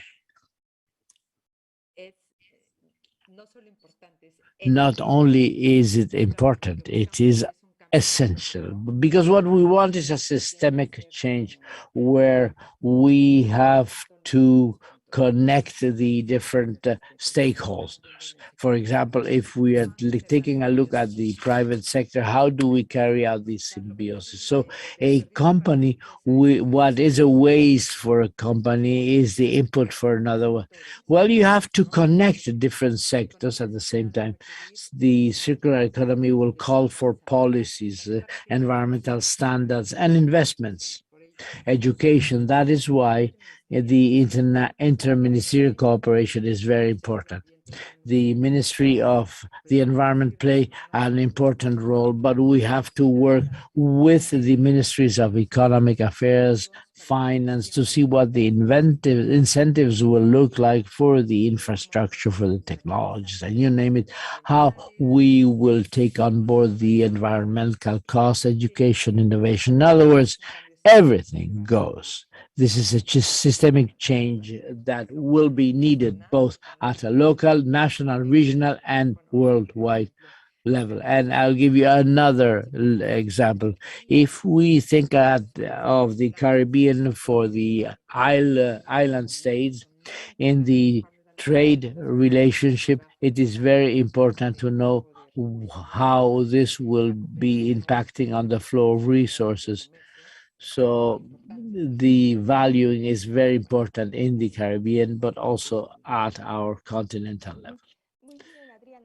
Thank you, Adriana. And it is true, because sometimes it is said that in the circular economy, the waste of a process is a mistake of that process. We have another question, and you have mentioned that we have to strengthen that. The question is this: what are the recommendations on what players can work? Especially, what would you recommend for those who are members of the future Peruvian platform for circular economy? Peru is carrying out a huge effort with its national strategy, that is the players of the government, between the government and the private sector. Here, it is not an issue of imposing new standards and new policies, but how this transition will be done, what are the priority sectors, and what are the policies that will be required. And from there onwards to see, well, what are the standards that we need? What are the investments that we need? And to start from there to assist the other sectors. The private sector alone cannot do it. The government cannot do it. But if the government and the private sector do work, but the citizen does not cooperate, we are at a stalemate. So we need to connect all of the players. And if we go to the academia or to R&D, what are the innovations? What are the technologies? The academia is extremely important to see how they can work on accelerating the innovation. Then how can we measure? Well, we need the KPIs and the indicators. There again, there are circular economy factors that indicate that we have to connect the dots. Great, thank you very much once again for this presentation and these ideas, so we can all work together to embark on this transition. This is the end of the plenary. We thank once again the panelists.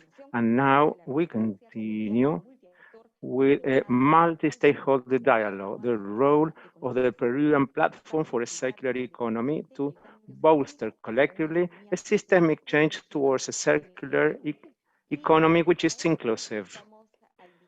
For that, we will give the floor to Vice Minister for Environmental Management, Mr. Mariano Castro Sanchez Moreno, who will be speaking about advances to the creation of Peruvian platform for CE. Minister, you have the floor. Thank you very much, Lizelle.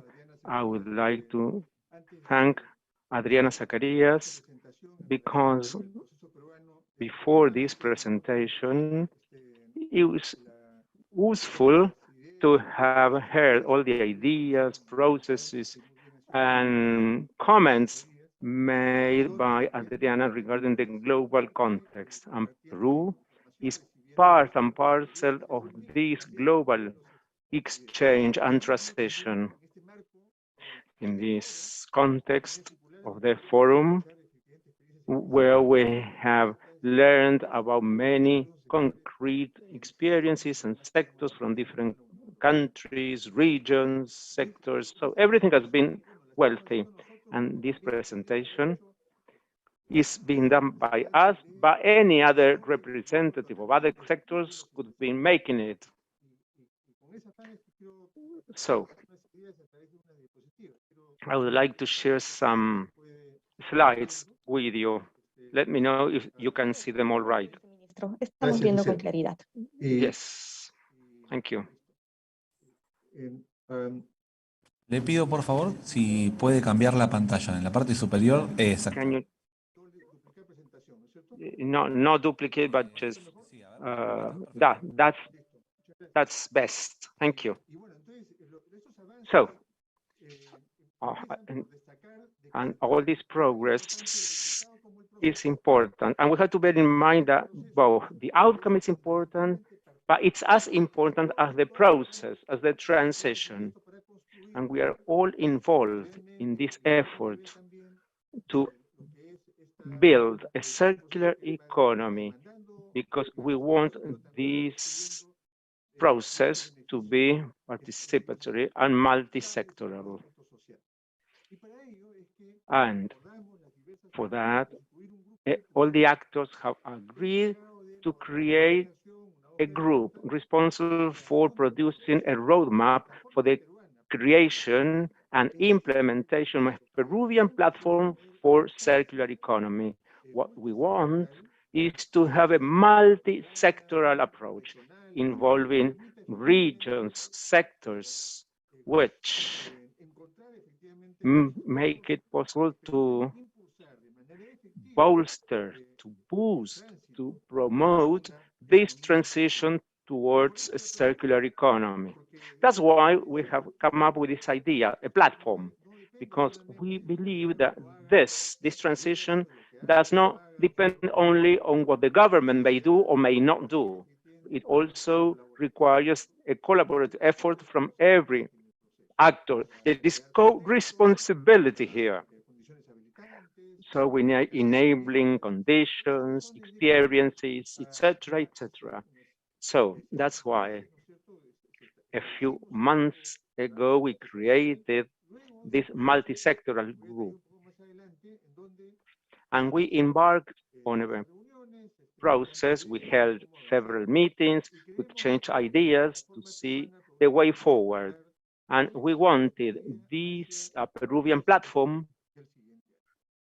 to be focused on a single objective, circular economy.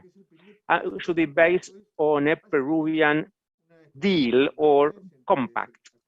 This is the coming together of the will of actors from the public sector, the private sector, academia, different areas, consumers, different experts, international experts, in order to make concrete decisions to find innovative solutions which might accelerate this transition towards CE. We have managed to produce a document enshrining certain guidelines, commitments, and principles, including the creation of this Peruvian platform. Along this line, well, you can see on the screens the commitments. And based on this foundation, we are making progress towards circular economy. And these 8 commitments are like a policy statement, because, for example, you can read that waste should be seen as a raw material, as a commodity, a kind of secondary commodity in the production cycle. Then we should take into account eco-design criteria for design and manufacture, then the enabling conditions that have to do with administrative, financial, and legal aspects. Some colleagues have mentioned these elements, because what we want is to bolster an efficient and effective use of resources and materials. And these enabling conditions should bolster, of course, the transition. Value change, of course, we have to strengthen them. And this includes the reutilization of wastewater, renewable energy.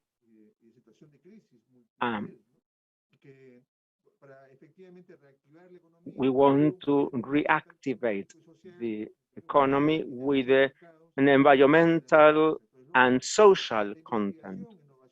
5, research, technological innovation, ongoing or continuous improvement.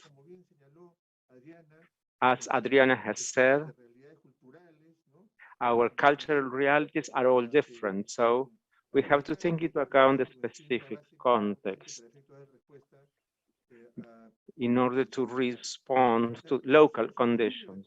6, responsible and sustainable consumption by citizens, by users, by consumers.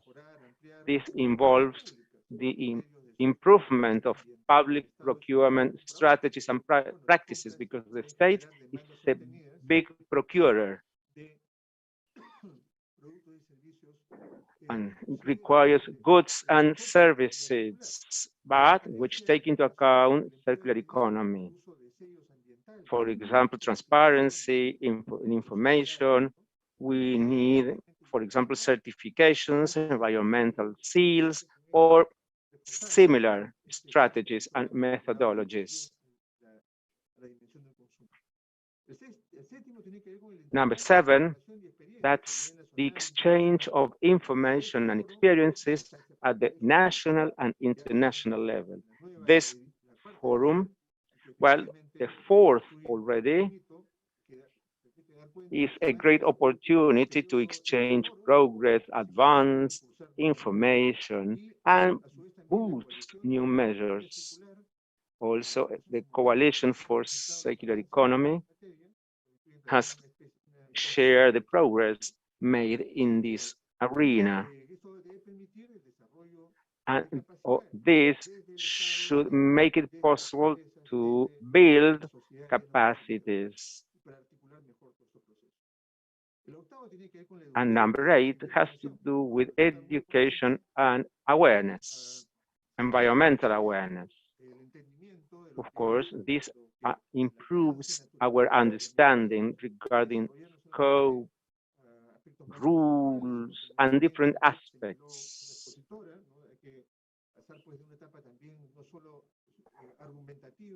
Yeah, we should not only base our work on arguments, but we have to base it on practice, on facts, and we have to develop technical skills and capacities, and because these changes require skills in different professional and technical areas in order to build these enabling conditions and mainly to apply them in different territories, sectors, and areas.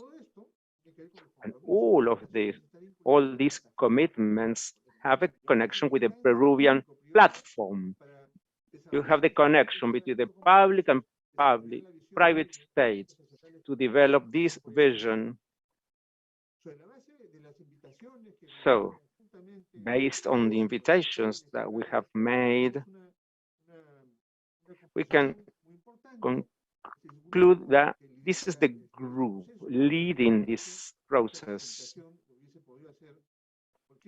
As I said, this presentation might have been made by any of the representatives of any of these organizations.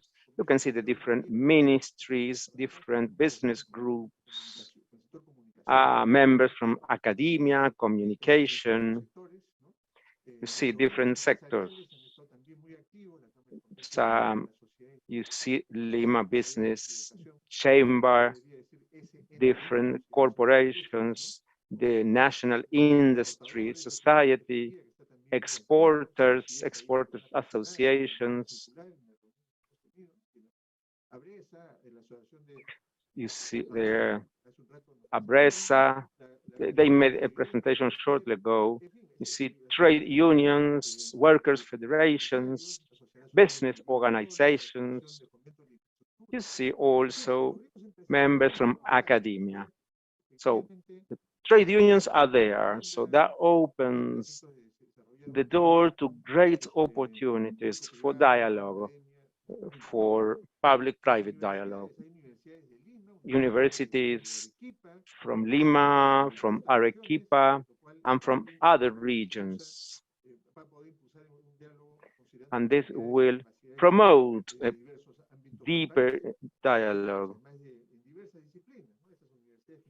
And you have universities from different fields of knowledge.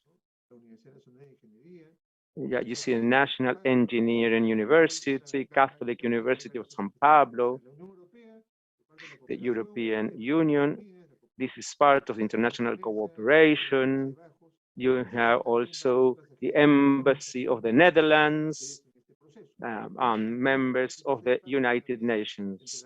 We have created, you see this green round table, and we created a specific task force on circular economy. And leadership is shared by the Minister of Culture and Minister of the Environment and the European Union office. And they are helping the country with many efforts. So, as I was saying, this platform is space for dialogue, coordination between public and private actors. And the idea is to materialize the covenant or pact commitments, the ones I have highlighted, and to produce a roadmap to bolster circular economy at the sectoral level and also at the territorial level and in the different territories where we can take advantage of those capacities that have been already developed. And all of this has a connection with the national context because this is not limited to an environmental dimension only. This has connections with competitiveness, productivity, etc. And this is an overall objective because what we want is to lead growth in the conditions that the market and the country require. Growth which takes into account social, economic, and environmental conditions.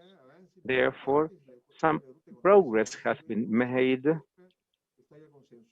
So at the industry level, at the agricultural level, and this dialogue will continue in other sectors. And this task force should generate certain actions that I have pointed out already.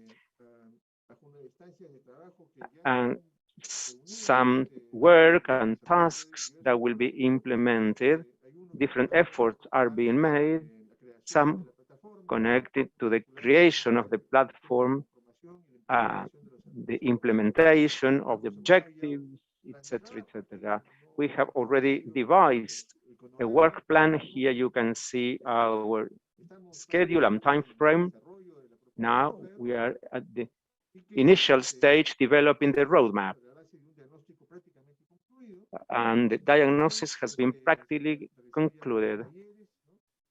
Several workshops have been organized and held to analyze all these aspects of the roadmap. And we will publicly share all this progress so that this effort is fully disseminated in order to get consensus. As I said, our expectation is to close this process in April 2022. You see that we'll be organizing some more workshops. So we hope that by the end of February, we will have a preliminary version of this roadmap, a draft. And we hope to get the shared vision for the transition towards circular economy, also the contributions and goals, as Adriana has described. She described some results, some outcomes. So we want to analyze how the reduction of greenhouse gas effects contributes to transition towards CE. Yeah, this percentage might be important. So these contributions and goals is important for the value to be seen, yeah, which is important for every dimension. I mean, social, economic, etc. What kind of instruments and how are we going to exchange information and experiences? That's knowledge management. Many businesses are and organizations and territories are working on this because we want this to be an open access platform, whether online, in order to improve access to this information and solutions. Here we see the time frame, April 2022. We hope the platform will have been created at that time, because with all instances, all organizations to accede and ratify this platform. And I want to conclude by pointing out that this public-private alliance is supported by state policies. For example, we have the National Environmental Policy. This is for the 2030 horizon. And you see the nationally determined contributions, and we have different components related to circular economy, and the commitments related to the funds, the Green Fund for Climate, and we hope that we can soon say that this is a reality. The Peruvian Action Plan for the compliance with the OECD goals and strategies. Also, we have to make a connection with the economy's environmental performance.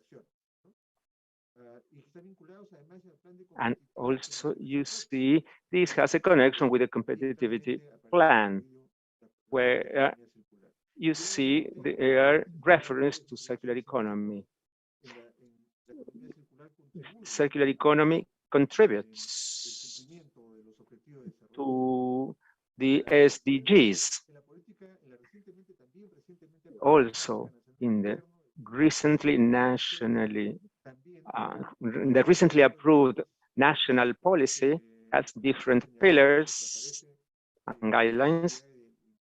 And it mentions the need to transition towards CE. And here in area 7, same thing, efficient waste management. And here you can see a picture of our Zoom meeting on CE when we discussed with all our partners all these issues. What I want to highlight is that this is an ongoing process. It is alive and kicking. So it has the active involvement of all these partners. This has been the work done by us regarding transition. Thank you very much, Vice Minister, for sharing with all of us the work that you are doing, involving 28 government bodies, business organizations, academia, and international organizations in this common vision to transitions towards CE. As you said, embracing social and environmental protection. Now we will continue with the agenda, and the next panel will be coordinated by Vanessa Slinger, an expert on CE.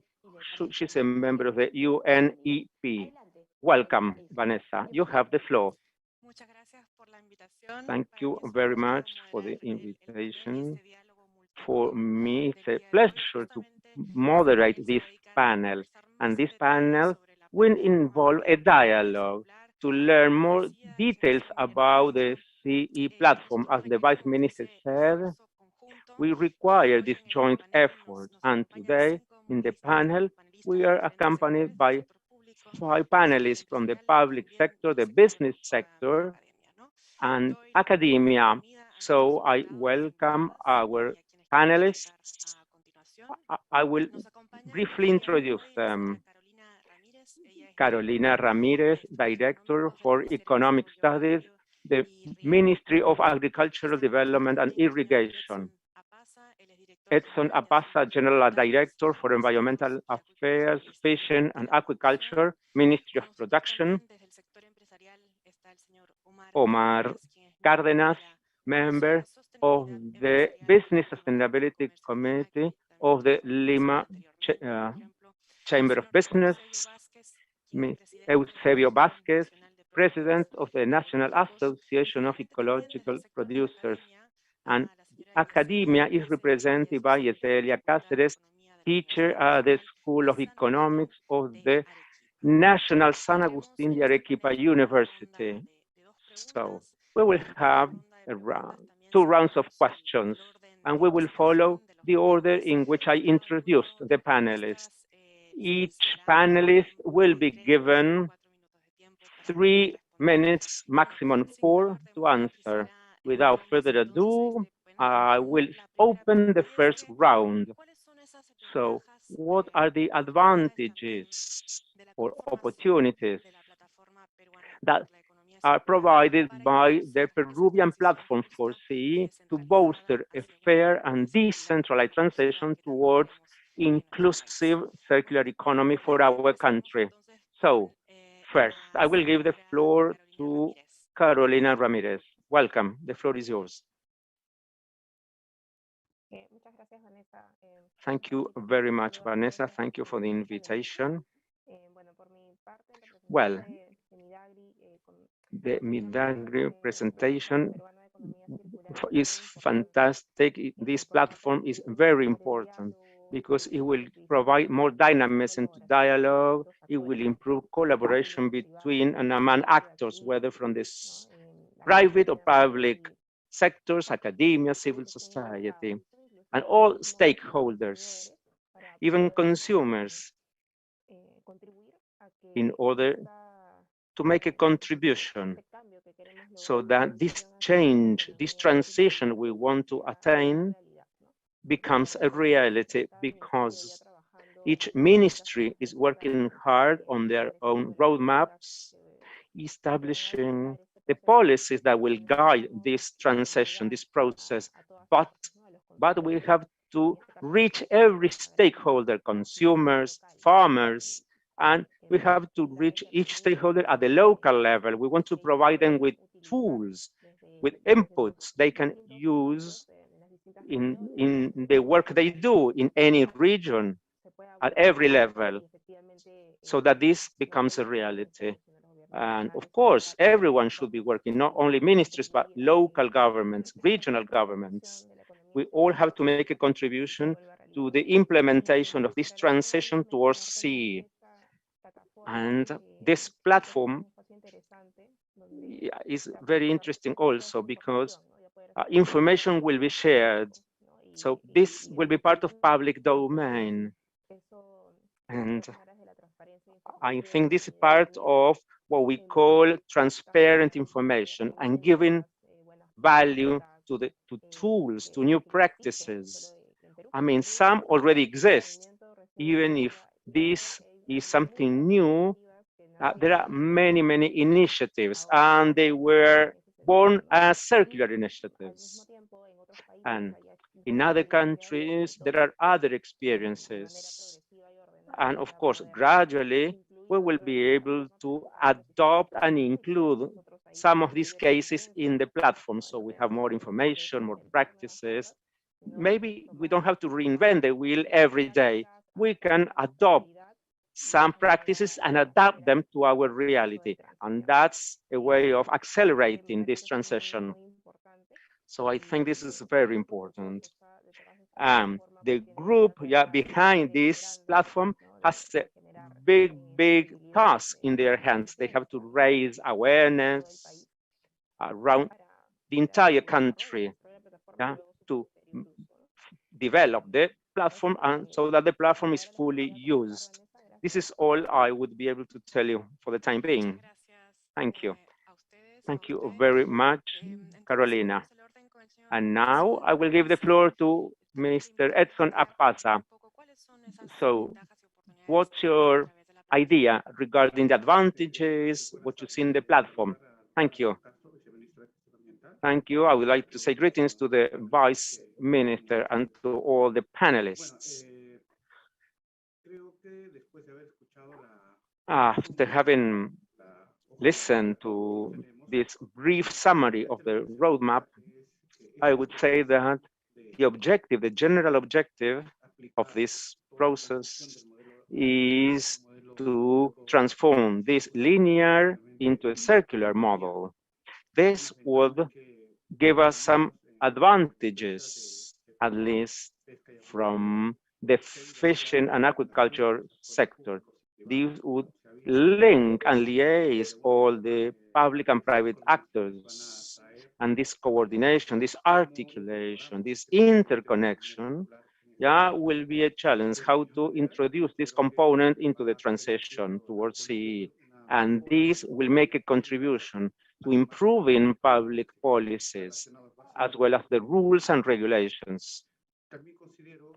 I think also that it will improve the exchange of experiences and practices, because the fishing and aquaculture sectors requires the involvement and engagement of all actors. This does not only involve the state, the public sector. We need other initiatives that should be disseminated and included in this mechanism. It also will allow for development of new alliances with fishing and aquaculture sectors, with actors from other sectors possibly, because inputs or elements from other sectors are useful for the fishing sector. This will allow for integration of fishing initiatives and projects so that we identify new opportunities. And finally, it will allow for the promotion of a single or unified network, in bringing together actors from different sectors, not, for example, industry, agriculture, fishing, and aquaculture. Thank you. Thank you very much. Now I give the floor to the business sector. I give the floor to Omar Cárdenas. You have the floor. Thank you very much, Vanessa. First of all, I will say thank you to the organizers. Thank you for the invitation. Thank you for the initiative.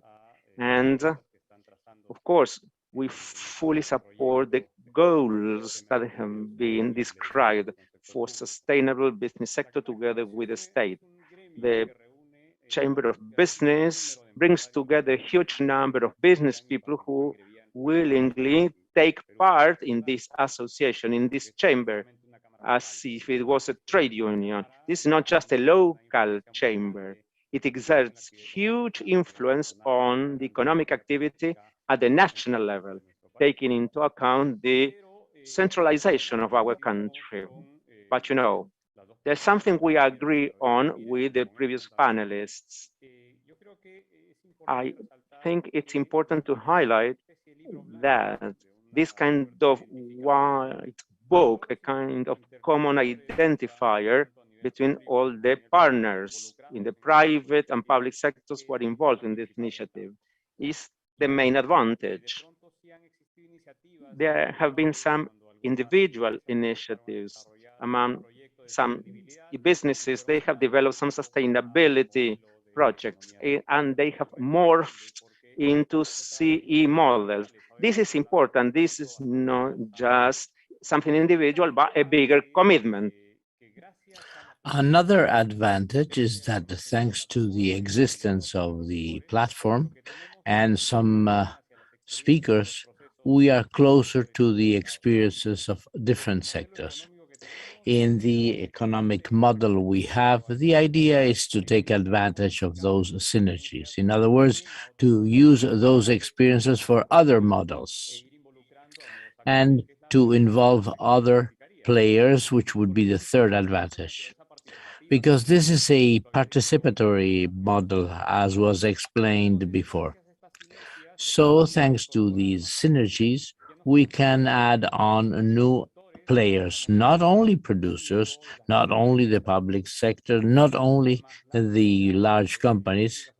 Considering that the reality of a sustainable policy involves the consumers, we should also put them on the spot. That is all I have to say right now, Vanessa. Thank you. Thank you. We will now continue the order of Mr. Eusebio Vasquez. You have the floor. Thank you very much, Vanessa. I want to greet Mariano Castro and congratulate the EU.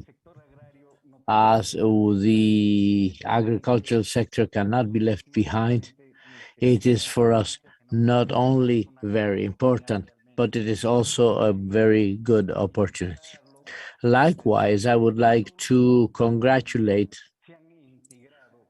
all of those have joined this platform voluntarily. I think that this provides us with the possibility of working together to supporting us each other. I'm interested in this generation of technologies through research, through innovation, which will be very, very important for the circular economy.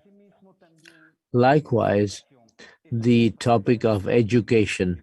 I think this is something that needs to be worked on very heftily. And in this case, I think that we have to bring advocacy not only to the authority, but also to the local governments. They should commit to education and give it the priority it deserves. About the circular economy, that is.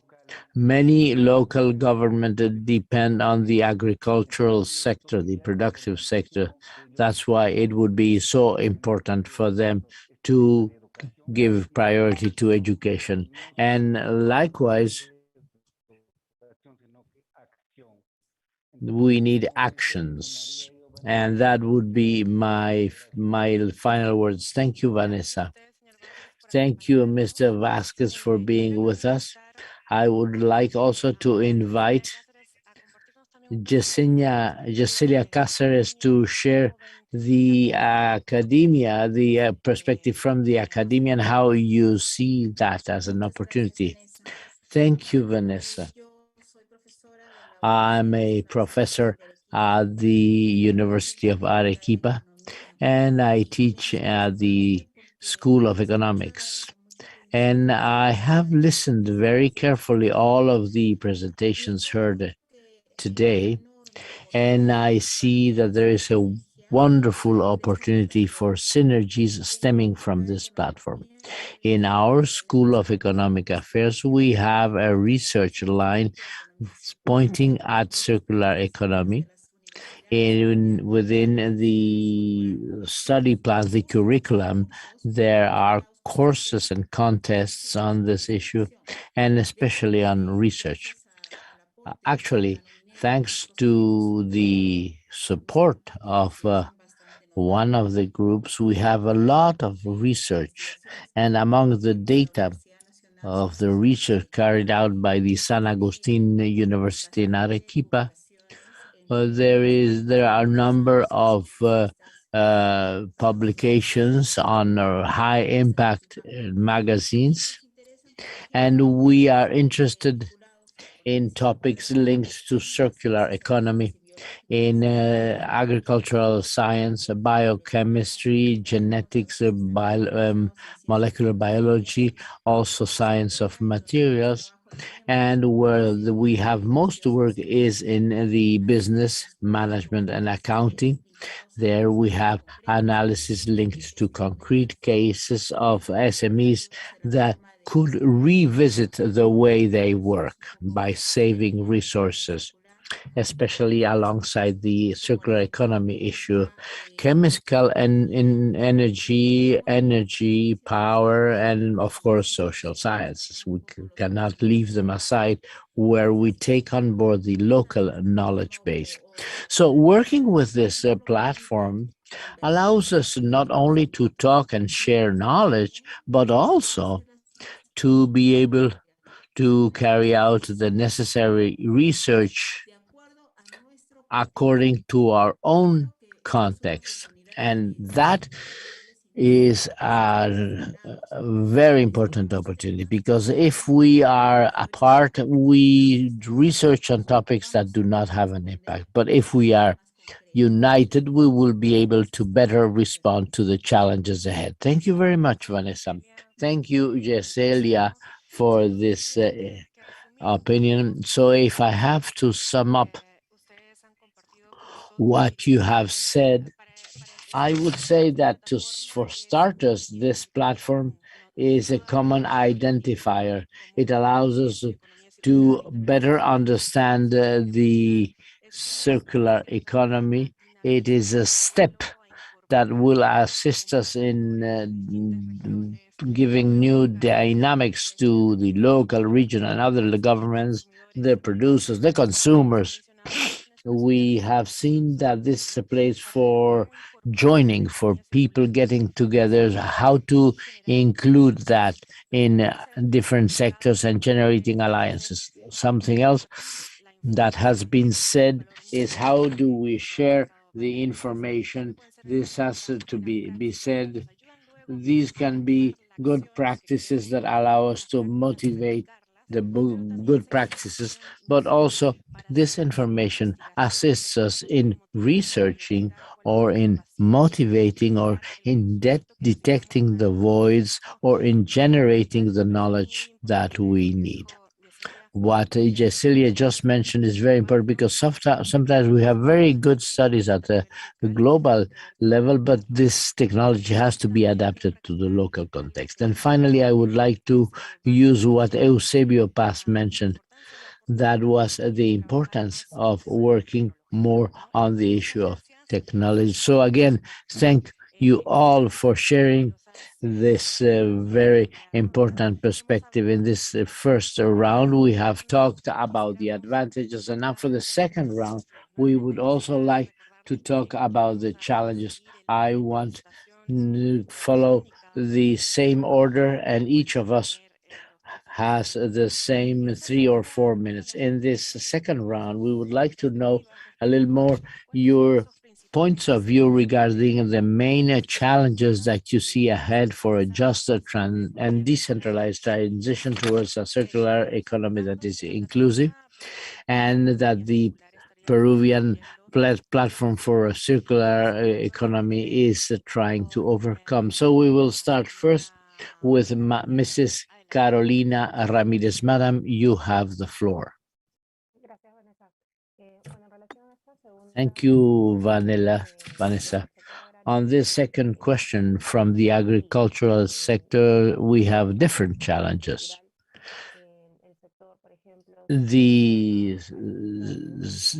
have a problem with the small plots, the same growers that are scattered over all the country, especially in the mountains. Then we have market problems, prices problems, low prices that are paid where people work. We have many topics, for example, others regarding to the technical assistance provided to the small farmers to try and teach them and give the access to credit for funding. I'm saying this because all of these elements are clear challenges of our sector, and now moving towards a circular economy means that the whole productive system has to be changed all over again, which means an investment, an additional investment to what is already being spent by the value chains we have at hand. So we have to be aware of the fact that this transition will not be an additional cost for the producers, but it is an added value, a greater income, because there are some products that will have these characteristics of a better impact on the environment or more attractive for consumers, because considering the new trends of the market, these elements are praised every day more. So we have to provide these messages to all of the agricultural sector in Peru, and as such, the platform can be helpful in overcoming these problems. Well, for example, among this space where these synergies and dialogues will take place, we can have mechanisms of support with other countries that are a little farther up the way or down the way, according to how you say that, and that we can take them as a benchmark to develop joint products or to have a light on the other side of the tunnel, a platform of what their good practices are all about. And all of this contributes to the fact that the producer can have a more positive develop and have an additional added value. Because as I said at some other point in time, we have to make sure that the circular economy is profitable, especially for the small and medium growers. Now, thinking about the pandemic, this is even worse because this has brought about a big change in many ways, and we have valued much more the environment than before. So when we are talking about economic activation, we have to make sure that these adjustments are made at a very good moment that comes and reflects the development of the whole food sector in our country. And I think that with this, I could close my comment, hoping that the platform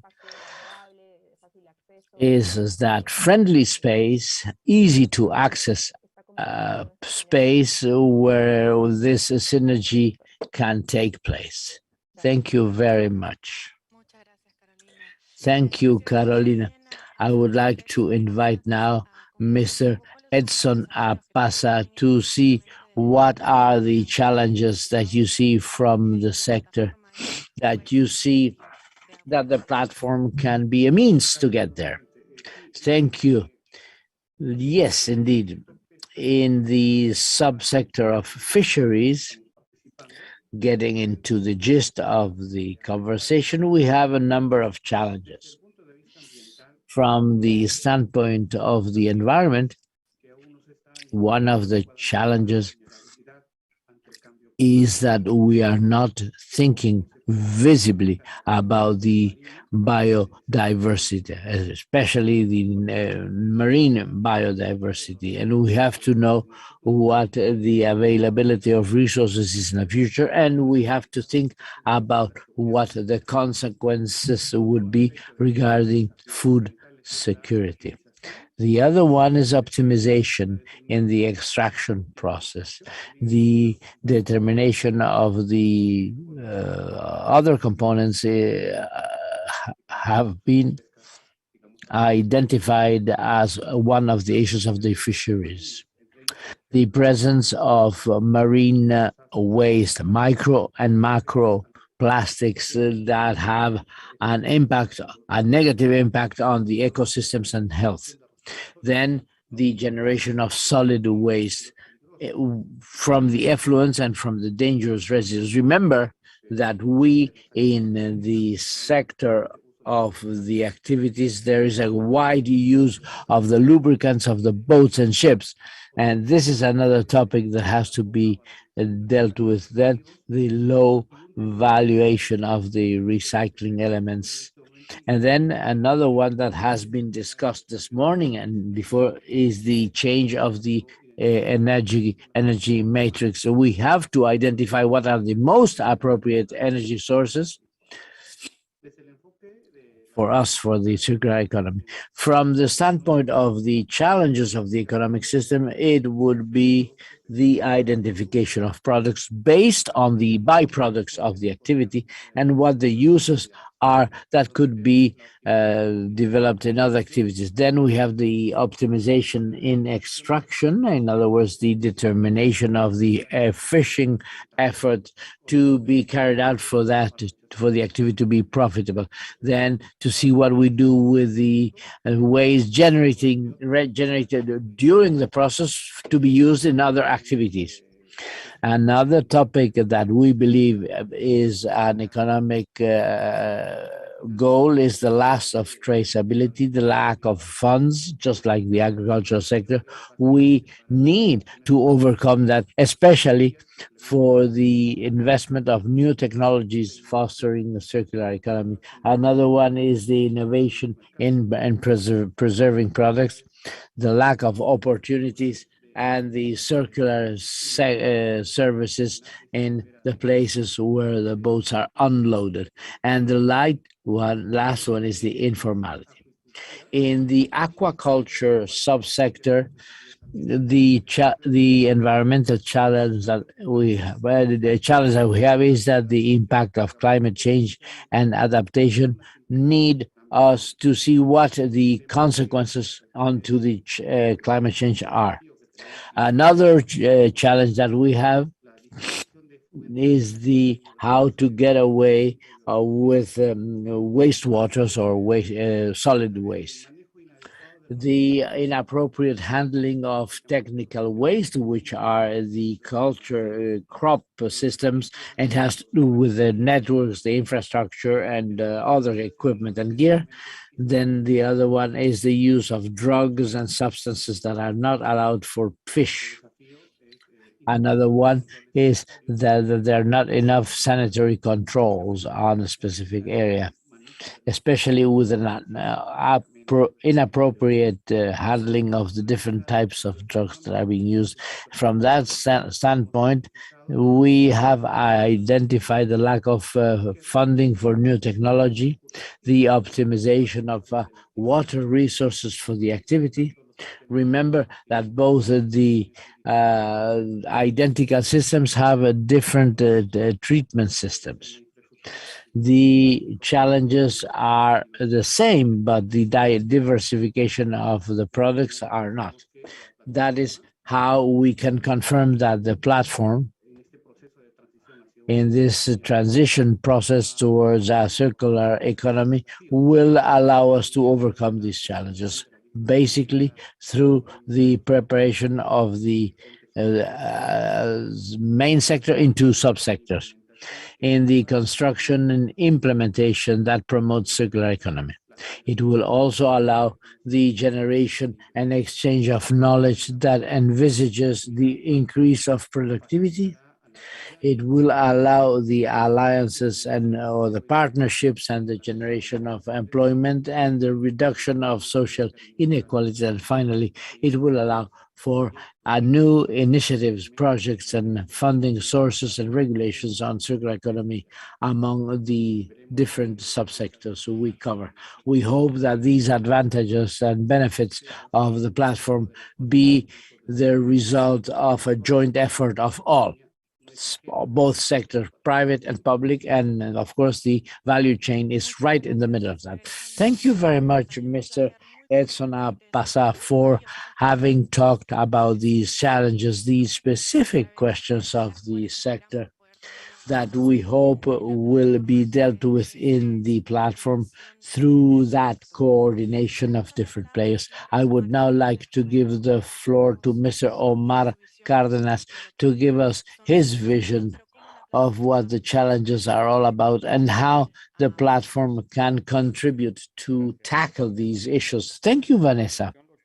I listened carefully about what Edson and Carolina tell us. I think that what we're seeing are a number of coincidences in the perspective of the platform, especially the barriers that prevent us from having a consolidated system. The informality and the difficulty to access private funds and over-regulation are elements that are being seen as mechanisms through which we have an additional cost that comes on top of standard production methods. But we are also aware of the thing that if you don't have any regulation, it is tough for the commitments to become real actions instead of only words written on a piece of paper. In Peru, from a national point of view, we have obligations, and we want to establish clear parameters to guarantee certain levels of life that are acceptable. And we are fully aware that the liberalization contributes much more to contribute to the levels of the life levels of the people. But stemming from there, I think one of the main challenges is to have a match between the thinking about the private worlds, saying that the standards may be a sum of costs for changing the model towards a circular economy. They may become a very heavy burden, especially when you see that when you want to leave the case where we find ourselves now is also very costly. But we also believe that through consensus among the different sectors, we can have a regulation that can be complied with. So we are not talking anymore about goals that are far away from our reality, but that they match our companies and what we do. As such, I think that's how I would see the challenge. In other words, to what extent can we reach a consensus and a standard that will contribute to the economic development, but also on decarbonizing our economy? Thank you, Vanessa. Thank you. I would like now to give the floor to Eusebio Vasquez. Sir, you have the floor. Thank you, Vanessa. Indeed, Mr. Pasa has mentioned something about the productive sector, but I would like to deepen that. The reduction of chemical contaminating eggs has to be a fact. The food production sector will not function, will not be integrated. And here we have to say that consumers must also have a very strong voice. And they also have to eat the food with responsibility. So they have a very strong voice in this alliance. And contaminated products like those with agrochemicals are responsible for one part of the climate change, which jeopardizes the production, but also the biodiversity and the native life. So this production creates a series of changes on the productive soil, especially the destruction of the productive soil, and on the health. We know about a number of illnesses coming from contaminated products. In Peru, we have a law that promotes organic agriculture, but it would seem that it is an additional standard. It is up to the central government and the local government, but nobody cares. They don't want to implement anything. So I believe the platform has to be very stringent to making sure that the government complies with it, that the Congress of the Republic creates laws, but once that has been done, they are forsaken. That's why I believe the complement has to be complied with, especially the authorities.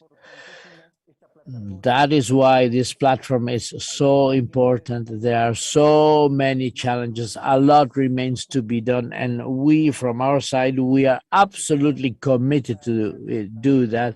But we need to strengthen the partnership between the state, the private sectors, and social sectors. That is going to be extremely important in order to make some headway and to to put into perspective the different parts. With this, I finish, and I want to congratulate the friends from the members of the panel who have introduced such interesting topics. Thank you, sir, for this comment with the perspective since coming from the agricultural sector. We will now give the floor to Yesenia Cáceres. I invite you to share the ideas of the academia. What are the challenges that you have seen and how the platform could contribute to overcome these problems? Thank you, Vanessa. Well, I listened carefully to what is being said, and indeed we have a number of challenges. Actually, the topic of the academia is not excluded. The knowledge management in particular is very important. We can see that we need to research a lot, but the question is, how do we link them? How do we prioritize them? To what extent research can assist us in scaling up the geographical conditions that we have here and there in the rural and rural areas and urban areas, in the mountains and in the forests, the need to take into account the risks that we find in the supply chains. And that's why all of a sudden we need for innovations to take place.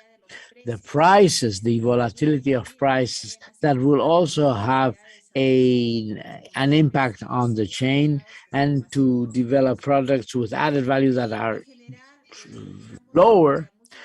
Usually we are facing a number of challenges, specifically for the SMEs that need to reconvert. For example, eliminating those elements that have an impact on production costs and the environment. We have to work and revisit those processes that are maybe somehow older-fashioned. So vis-a-vis the knowledge base, we have a number of problems, and I want to revamp what some companies have said regarding sustainable public policy. Although we have found greater will, but that will is not enough. It has to be permanent during a number of mandates or periods, and that the capacity building inside the public sector assists us in being able to have results in the midterm. Thank you very much, Vanessa.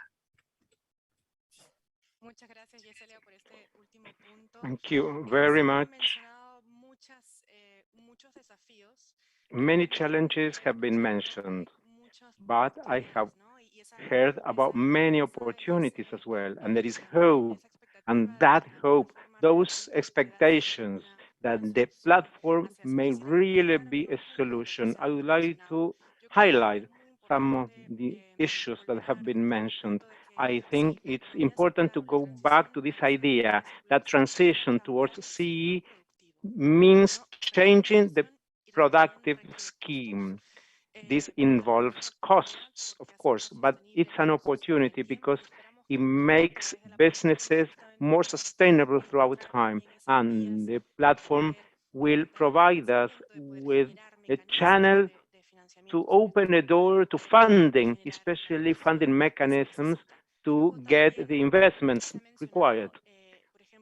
Panelists also mentioned the limited value given to certain material resources, and the platform can establish links with other actors who may know how to take advantage of these materials or resources, which is maybe waste from other processes. Panelists also mentioned general challenges like informality, vulnerability, which are very complex challenges, and the platform is a multi-stakeholder platform that may make a contribution, may provide inputs to different perspectives to deal with these problems. Something else, very important, this platform is a multi-stakeholder platform which provides certain sustainability throughout time. It provides some motivation, and maybe, what can I call it? Mutual control, I would say, checks and balances, so that commitments are also sustained throughout time. And I would like to conclude by congratulating all of you because you have been involved in the creation of this platform. I know it's no easy task, and we know it in the coalition. It's difficult to bring together different perspectives, different opinions, and there's lots of expectations regarding this platform. But I commend you. I commend you for your hard work. It's something very important that will result in new synergies and which will allow us to face challenges from a systemic point of view. Because, you know, we keep speaking about systemic views in this transition, and mainly to transform the dialogue into actual solutions. So once again, thank you. I would like to thank all the panelists. With this, I conclude and close this panel. Thank you. So thank you very much for your involvement in this important panel. And thank you, Vanessa, for moderating the panel. So we're now approaching the close and the end of this forum. On this 5th day, we have brought together lots of experiences, lots of important information, and an inspiration to promote this transition towards CE. To start the closing, we will welcome the authorities. Robert Steinlerner, European Union Head of Cooperation in Peru, Diego Llosa, Deputy Minister for Foreign Trade of Minsetur, Victor Maita, Minister for Agricultural Development and Irrigation, Mariano Castro, Deputy Minister for Environmental Management of the Ministry of the Environment. We also share with you greetings from Minister who has been unable to attend the meeting, but of course the sector is fully committed to making progress towards CE. So without further ado, I will give the floor to Robert Steinlerner, European Union Head of Cooperation in Peru. You have the floor. Thank you very much, Lizelle. It's a pleasure. Special greetings to the Minister of Agricultural and Irrigation, Mr. Maita. Special greetings to Jorge Luis Prado Palomino, Minister for Production. Mariano Castro, Deputy Minister for Environmental Management, and Diego Llosa, Vice Minister for Foreign Trade of the Ministry of Trade and Tourism. Greetings to all the representatives, the state agencies, and representatives of other countries in Latin America and the Caribbean, and also the representatives of the European Union countries, dear members of the civil society, government, of every sector. Ladies and gentlemen, have a good afternoon. It's a pleasure to share a few words with you on behalf of the European Union. After 5 days, fully packed days, packed with dialogues, exchanges, presentations, we reached the end of this 4th International Forum, fair and decentralized transition to CE. I would like to acknowledge the great effort made by all the organizers, co-organizers, and collaborators who have made sure that this forum was a success. All the Peruvian state agencies, members of the private sector, academia, and civil society, who led each segment of this forum in an excellent manner. We said it at the very beginning that we had very many different actors and players who have an interest in circular economy. And proof of this is that we had around 6,000 participants and attendees. It's a huge number, a wonderful number. It makes me feel very optimistic. In fact, the forum, since its first edition, has grown a lot, not only based on the duration and number of topics, but the depth of the presentations and exchanges. The forum is considered room and space for articulation between actors and brings CE into the national debate. I would even say in the local debate. In this sense, the 4th forum has focused the debate on how to make sure that the CE allows for decentralized and fair transition towards CE. We have heard different panels. Son muy particulares para Perú. There are very specific opportunities and challenges for Peru and the countries in the region. Countries in the region are multicultural, mega diverse, and require a solution fitted to their context. And to be clear, a fair transitions which is also timely, so that CE is fully embraced. And this has to be based on equality. It has to allow for a better quality of life for everyone and should leave no one behind. The second topic was an approach on territorial development. The regions, you have productive potential. So we have to include CE in the territories and from the territorial approach. Both private and public sectors, academia, civil society should be involved. We have seen practical cases involving territorial approach, and we have seen some European cases which have highlighted the importance of circularity. Based on these debates and exchanges, which were very interesting. Give us examples of concrete actions for the future, including roadmaps, strategic alliances, territorial approaches, national policies, subnational policies for the long term, and many more, like the promotion of circular and sustainable value chains.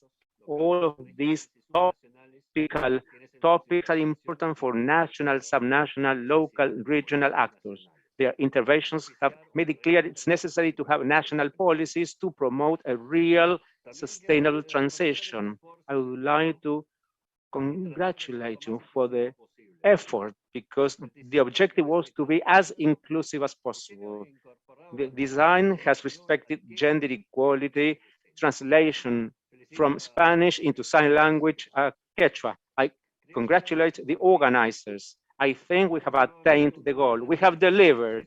This forum is an important turning point. We have put on center stage decentralized and fair transition. In the next forum, we will keep debating and discussing, of course. And we will have to choose maybe another topic or not. It's important not to leave so much time between each forum. Maybe we need shorter periods, more frequent, and more closely focused on specific topics. But there is a long way to go, lots of ground to cover, and we are committed to keep debating and engaging in debates. On behalf of the European Union, I say we're extremely happy to be accompanying you throughout this transition. And hopefully we will see you again next year. Thank you very much. Thank you very much, Mr. Steinlechner. And we deeply thank you for your commitment to keep working together. And thank you for the support given by the European Union to Latin America and the Caribbean. So now I will give the floor to Diego Llosa, Deputy Minister for Foreign Trade of the Minister for Trade and Tourism. Deputy Minister, you have the floor. Thank you very much, Lizelle. Very good afternoon, everyone. Dear Minister Maita, Deputy Minister, Mr. Steinlechner, authorities, business leaders, representatives of academia, civil society, international organizations, and everyone. Ladies and gentlemen, thank you. It's a pleasure for me to share with you this closing summary of the fourth forum.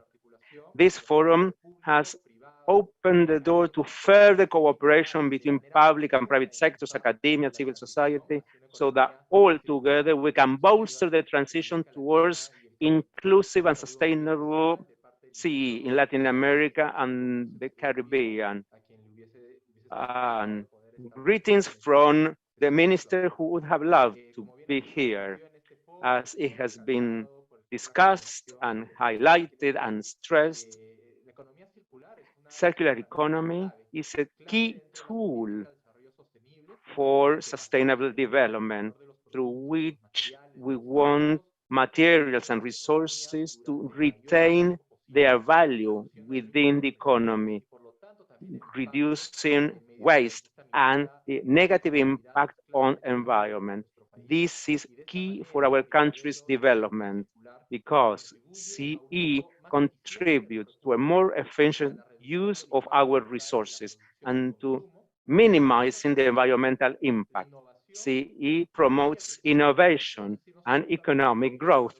You see, this is not exclusionary, it's a complement. Therefore, CE has been introduced into the national development agenda in Peru and in other countries in Latin America and the Caribbean and the rest of the world, I should say. However, we all should make bigger efforts to fully implement CE. We have to involve every single actor in society.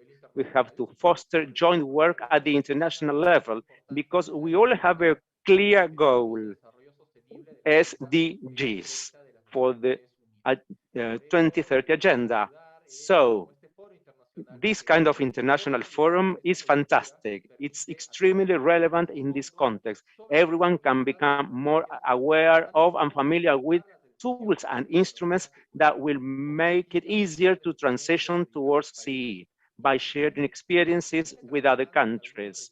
And it's important to highlight and learn what others are doing in the country.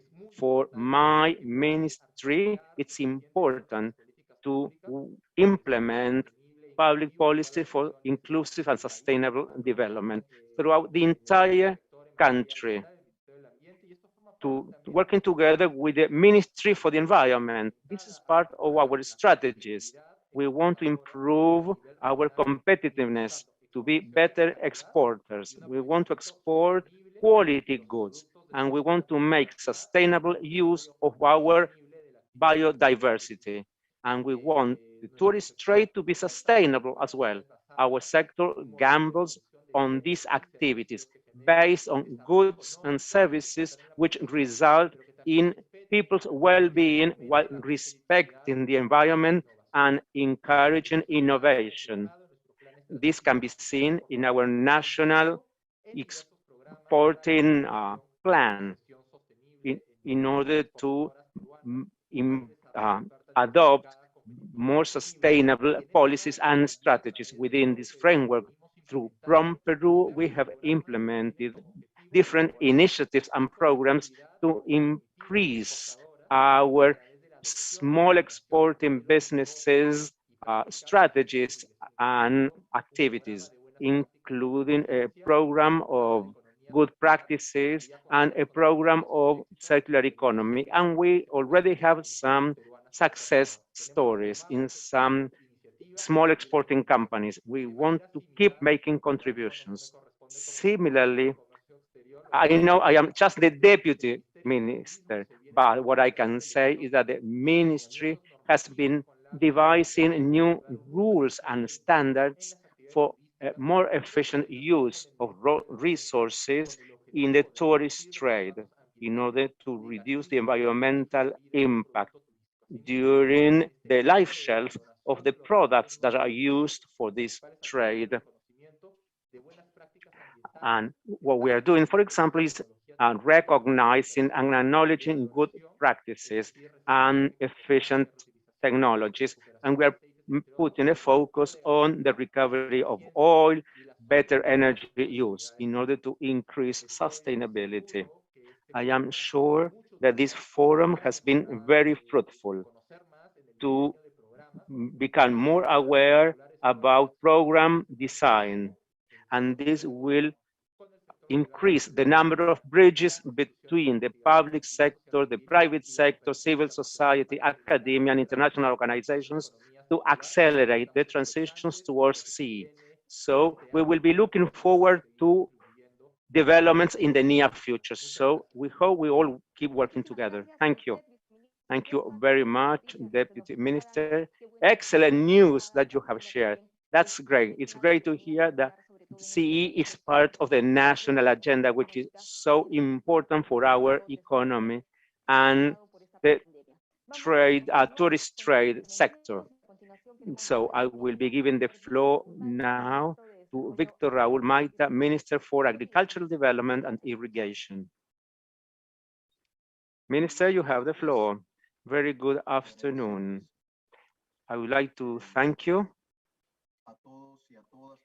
Thank you all for all these 5 days of exchanges, learnings, lessons.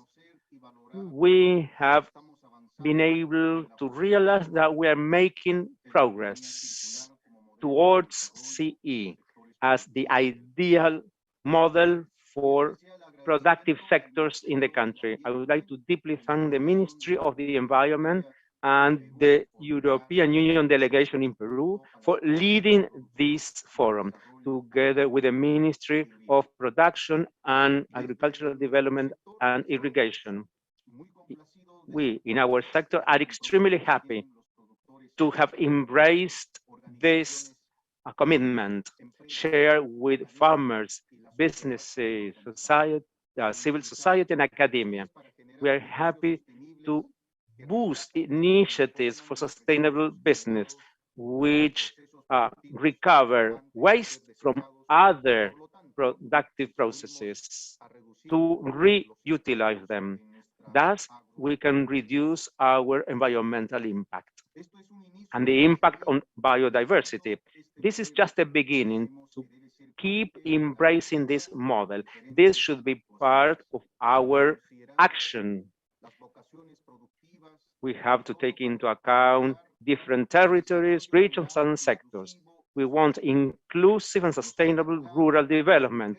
We know this is a big challenge. It's a shared challenge.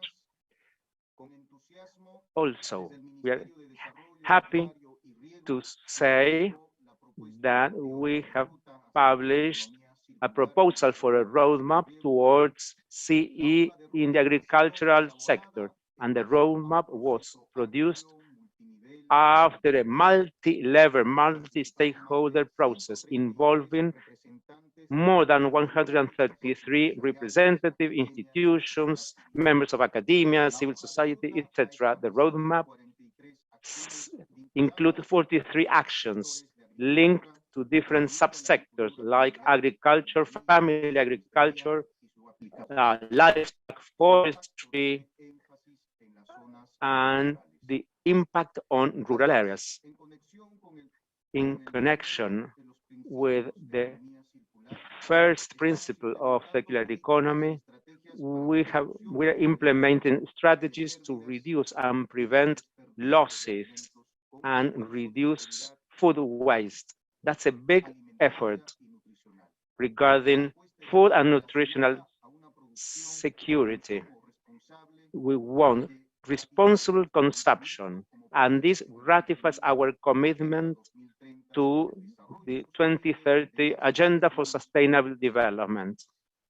Así, para lograr la transición a una economía. In order to transition towards CE effectively, we have to mobilize towards a sustainable economic system, consider an opportunity for post-pandemic economic recovery. We believe that circularity generates opportunity for efficient, productive transformation in the farming sector. This involves support, research, innovation, education, training, technology development, clean technologies, among other factors, to lengthen the shelf life of the products that we use before discarding them. We call on you to join forces and efforts so that we see the agricultural ecosystem as an opportunity. We can thus rethink in order to attain more sustainable, more profitable systems for the farming sector throughout the country. Thank you.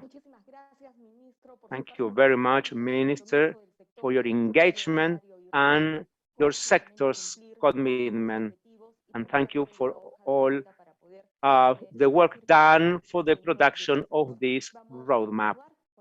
Now, I will give the floor to Deputy Minister Mario No Castro Sanchez Moreno. Thank you very much. I would like to thank Minister Maita, who represents such an important ministry, important for the country's social and economic sectors. Fantastic news about the roadmap. And this gives a special touch to the forum, I would say, because the motto of this forum towards fair and decentralized CE without our agriculture, it's impossible. So that's a very relevant message, especially if you will allow me. What Eusebio Vázquez said was fantastic and very relevant as well. The president of the National Association of Ecological Farmers. They have been working hard for over 30 years with thousands of members. And this model of CE for farmers, for the farming sector, for family agriculture, because family agriculture it uses, ancestral strategies and methodologies. And each territory, each economic level has its own peculiarities and challenges. And I think that Don Eusebio said so. We have to recognize these realities, consider peculiarities. We have to foster education and training to generate more and better skills. And we need action, because he underscored these words: education, action, synergies. And these words were mentioned by all panelists, so they are so relevant. As Robert, the European Union representative, said, there is like the huge outcome of political and social dialogue. Around 6,000 participants in this forum. That's a huge number, fantastic. And this comes to show the great interest displayed by people in Peru for Peru's great future. So the conclusion is that we have great prospects for the future. We will keep working on the platform, which includes not only national challenges. As the Deputy Minister said, this has an important international facet because it includes foreign trade. And in this forum, this is a process started by Peru, which has a roadmap including industry, fishing, forestry, agriculture, very important foreign trade facets. And we want to make sure that we can reach different markets, which also demand certain things, consumers and governments. So we have to take advantage of the progress made by these countries so we can meet their needs thanks to this circular economy. Someone is telling me that the minister can enter just after myself, he can join the meeting. But transition towards CE in Europe, in Latin America, in Peru, involves facing significant challenges. But this provides opportunities and also economic, social, environmental benefits. And we have to take advantage of these benefits. There are better business opportunities. We can improve our performance.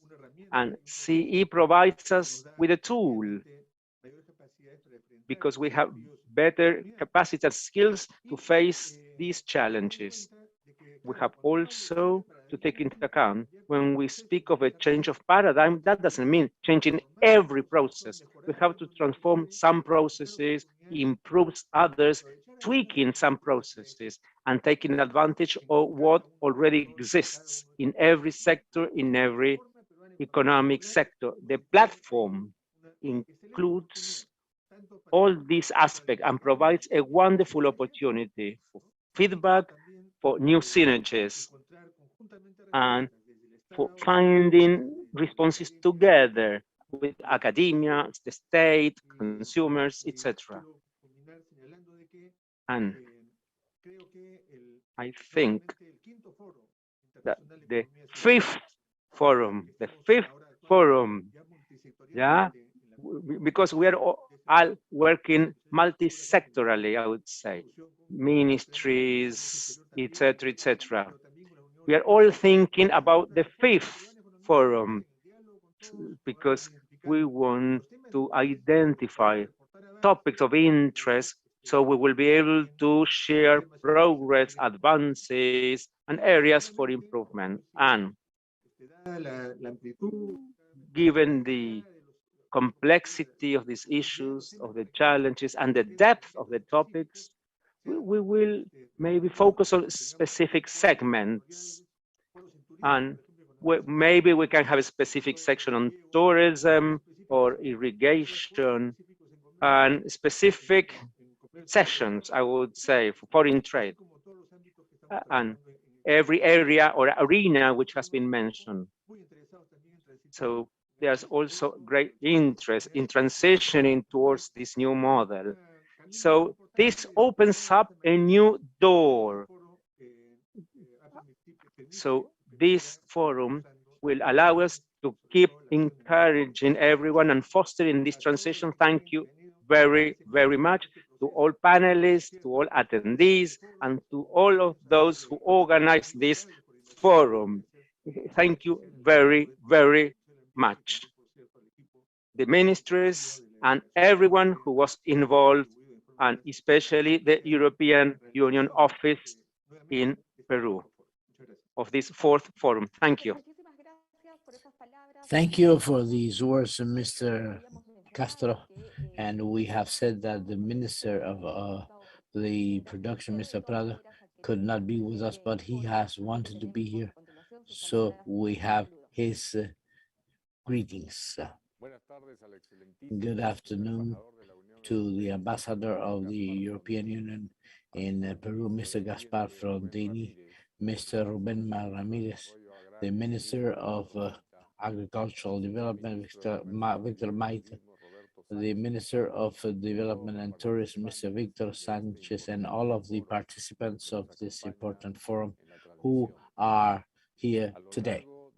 Throughout this week, from the Ministry of Production, we have had a very active participation in the development of the different groups, the plenaries, the workshops, side events, debate, reflection on this fourth International Forum on Circular Economy, to have places for exchanging knowledge, dissemination, and acknowledgement of new practice, good practices and initiatives, public and private, that we see in the field of circular economy for the manufacturing industry, the fisheries, and the aquaculture in Peru.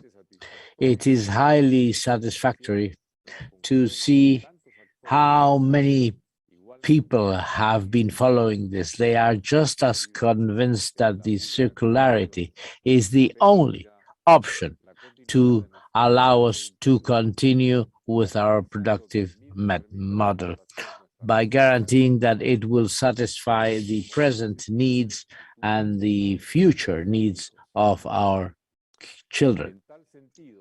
As such, throughout the various presentations that we have heard, we have insisted on the importance on promoting the activities, the industry, manufacturing, fisheries, and aquaculture under a systemic approach and a sustainable development approach, so that resources are better used, more efficiently used by guaranteeing their capacity to be renewed, avoiding their over-exploitation, and reusing the waste from all of these systems that are generated by them as inputs in new value chains that take advantage of the benefits for the companies, but that also will reduce, whenever possible, their impact on the environment and its elements. As we have seen throughout the various interventions on this forum, the progress made along the path towards productive circularity can and must come from different perspectives, but always they have to focus on the same goal to benefit the national industry by fostering competitiveness, innovation, inclusion, and sustainability. To do so, it is of the essence that every step is coordinated with the next ones and with the different players involved, thus generating not only a consensus for the decision-making process, but also any action being adopted will have taken on board the concerns, doubts, needs, and contributions of each of them, thus allowing for the policies having a great impact. So much so that we are happy to see that a just and decentralized transition towards a circular economy that is inclusive in nature, in the industry, fisheries, and aquaculture is no longer belonging to the wish list, but becomes a tangible reality in Peru. But for this to continue, to be maintained and to be stronger will call for the contribution of all of the local and governments, the private sector, the academia, civil society, and international cooperation. On the other hand, and considering the numerous contributions and experiences coming from the private activity, it is good to remember that in order for this transition to be possible, we have to keep on adding efforts and making sure that ever more companies committed to adapting their productive processes, moving from linear to circular. To you, the companies, I can guarantee that Produce knows that this process towards a circular economy that is inclusive, nature is not static.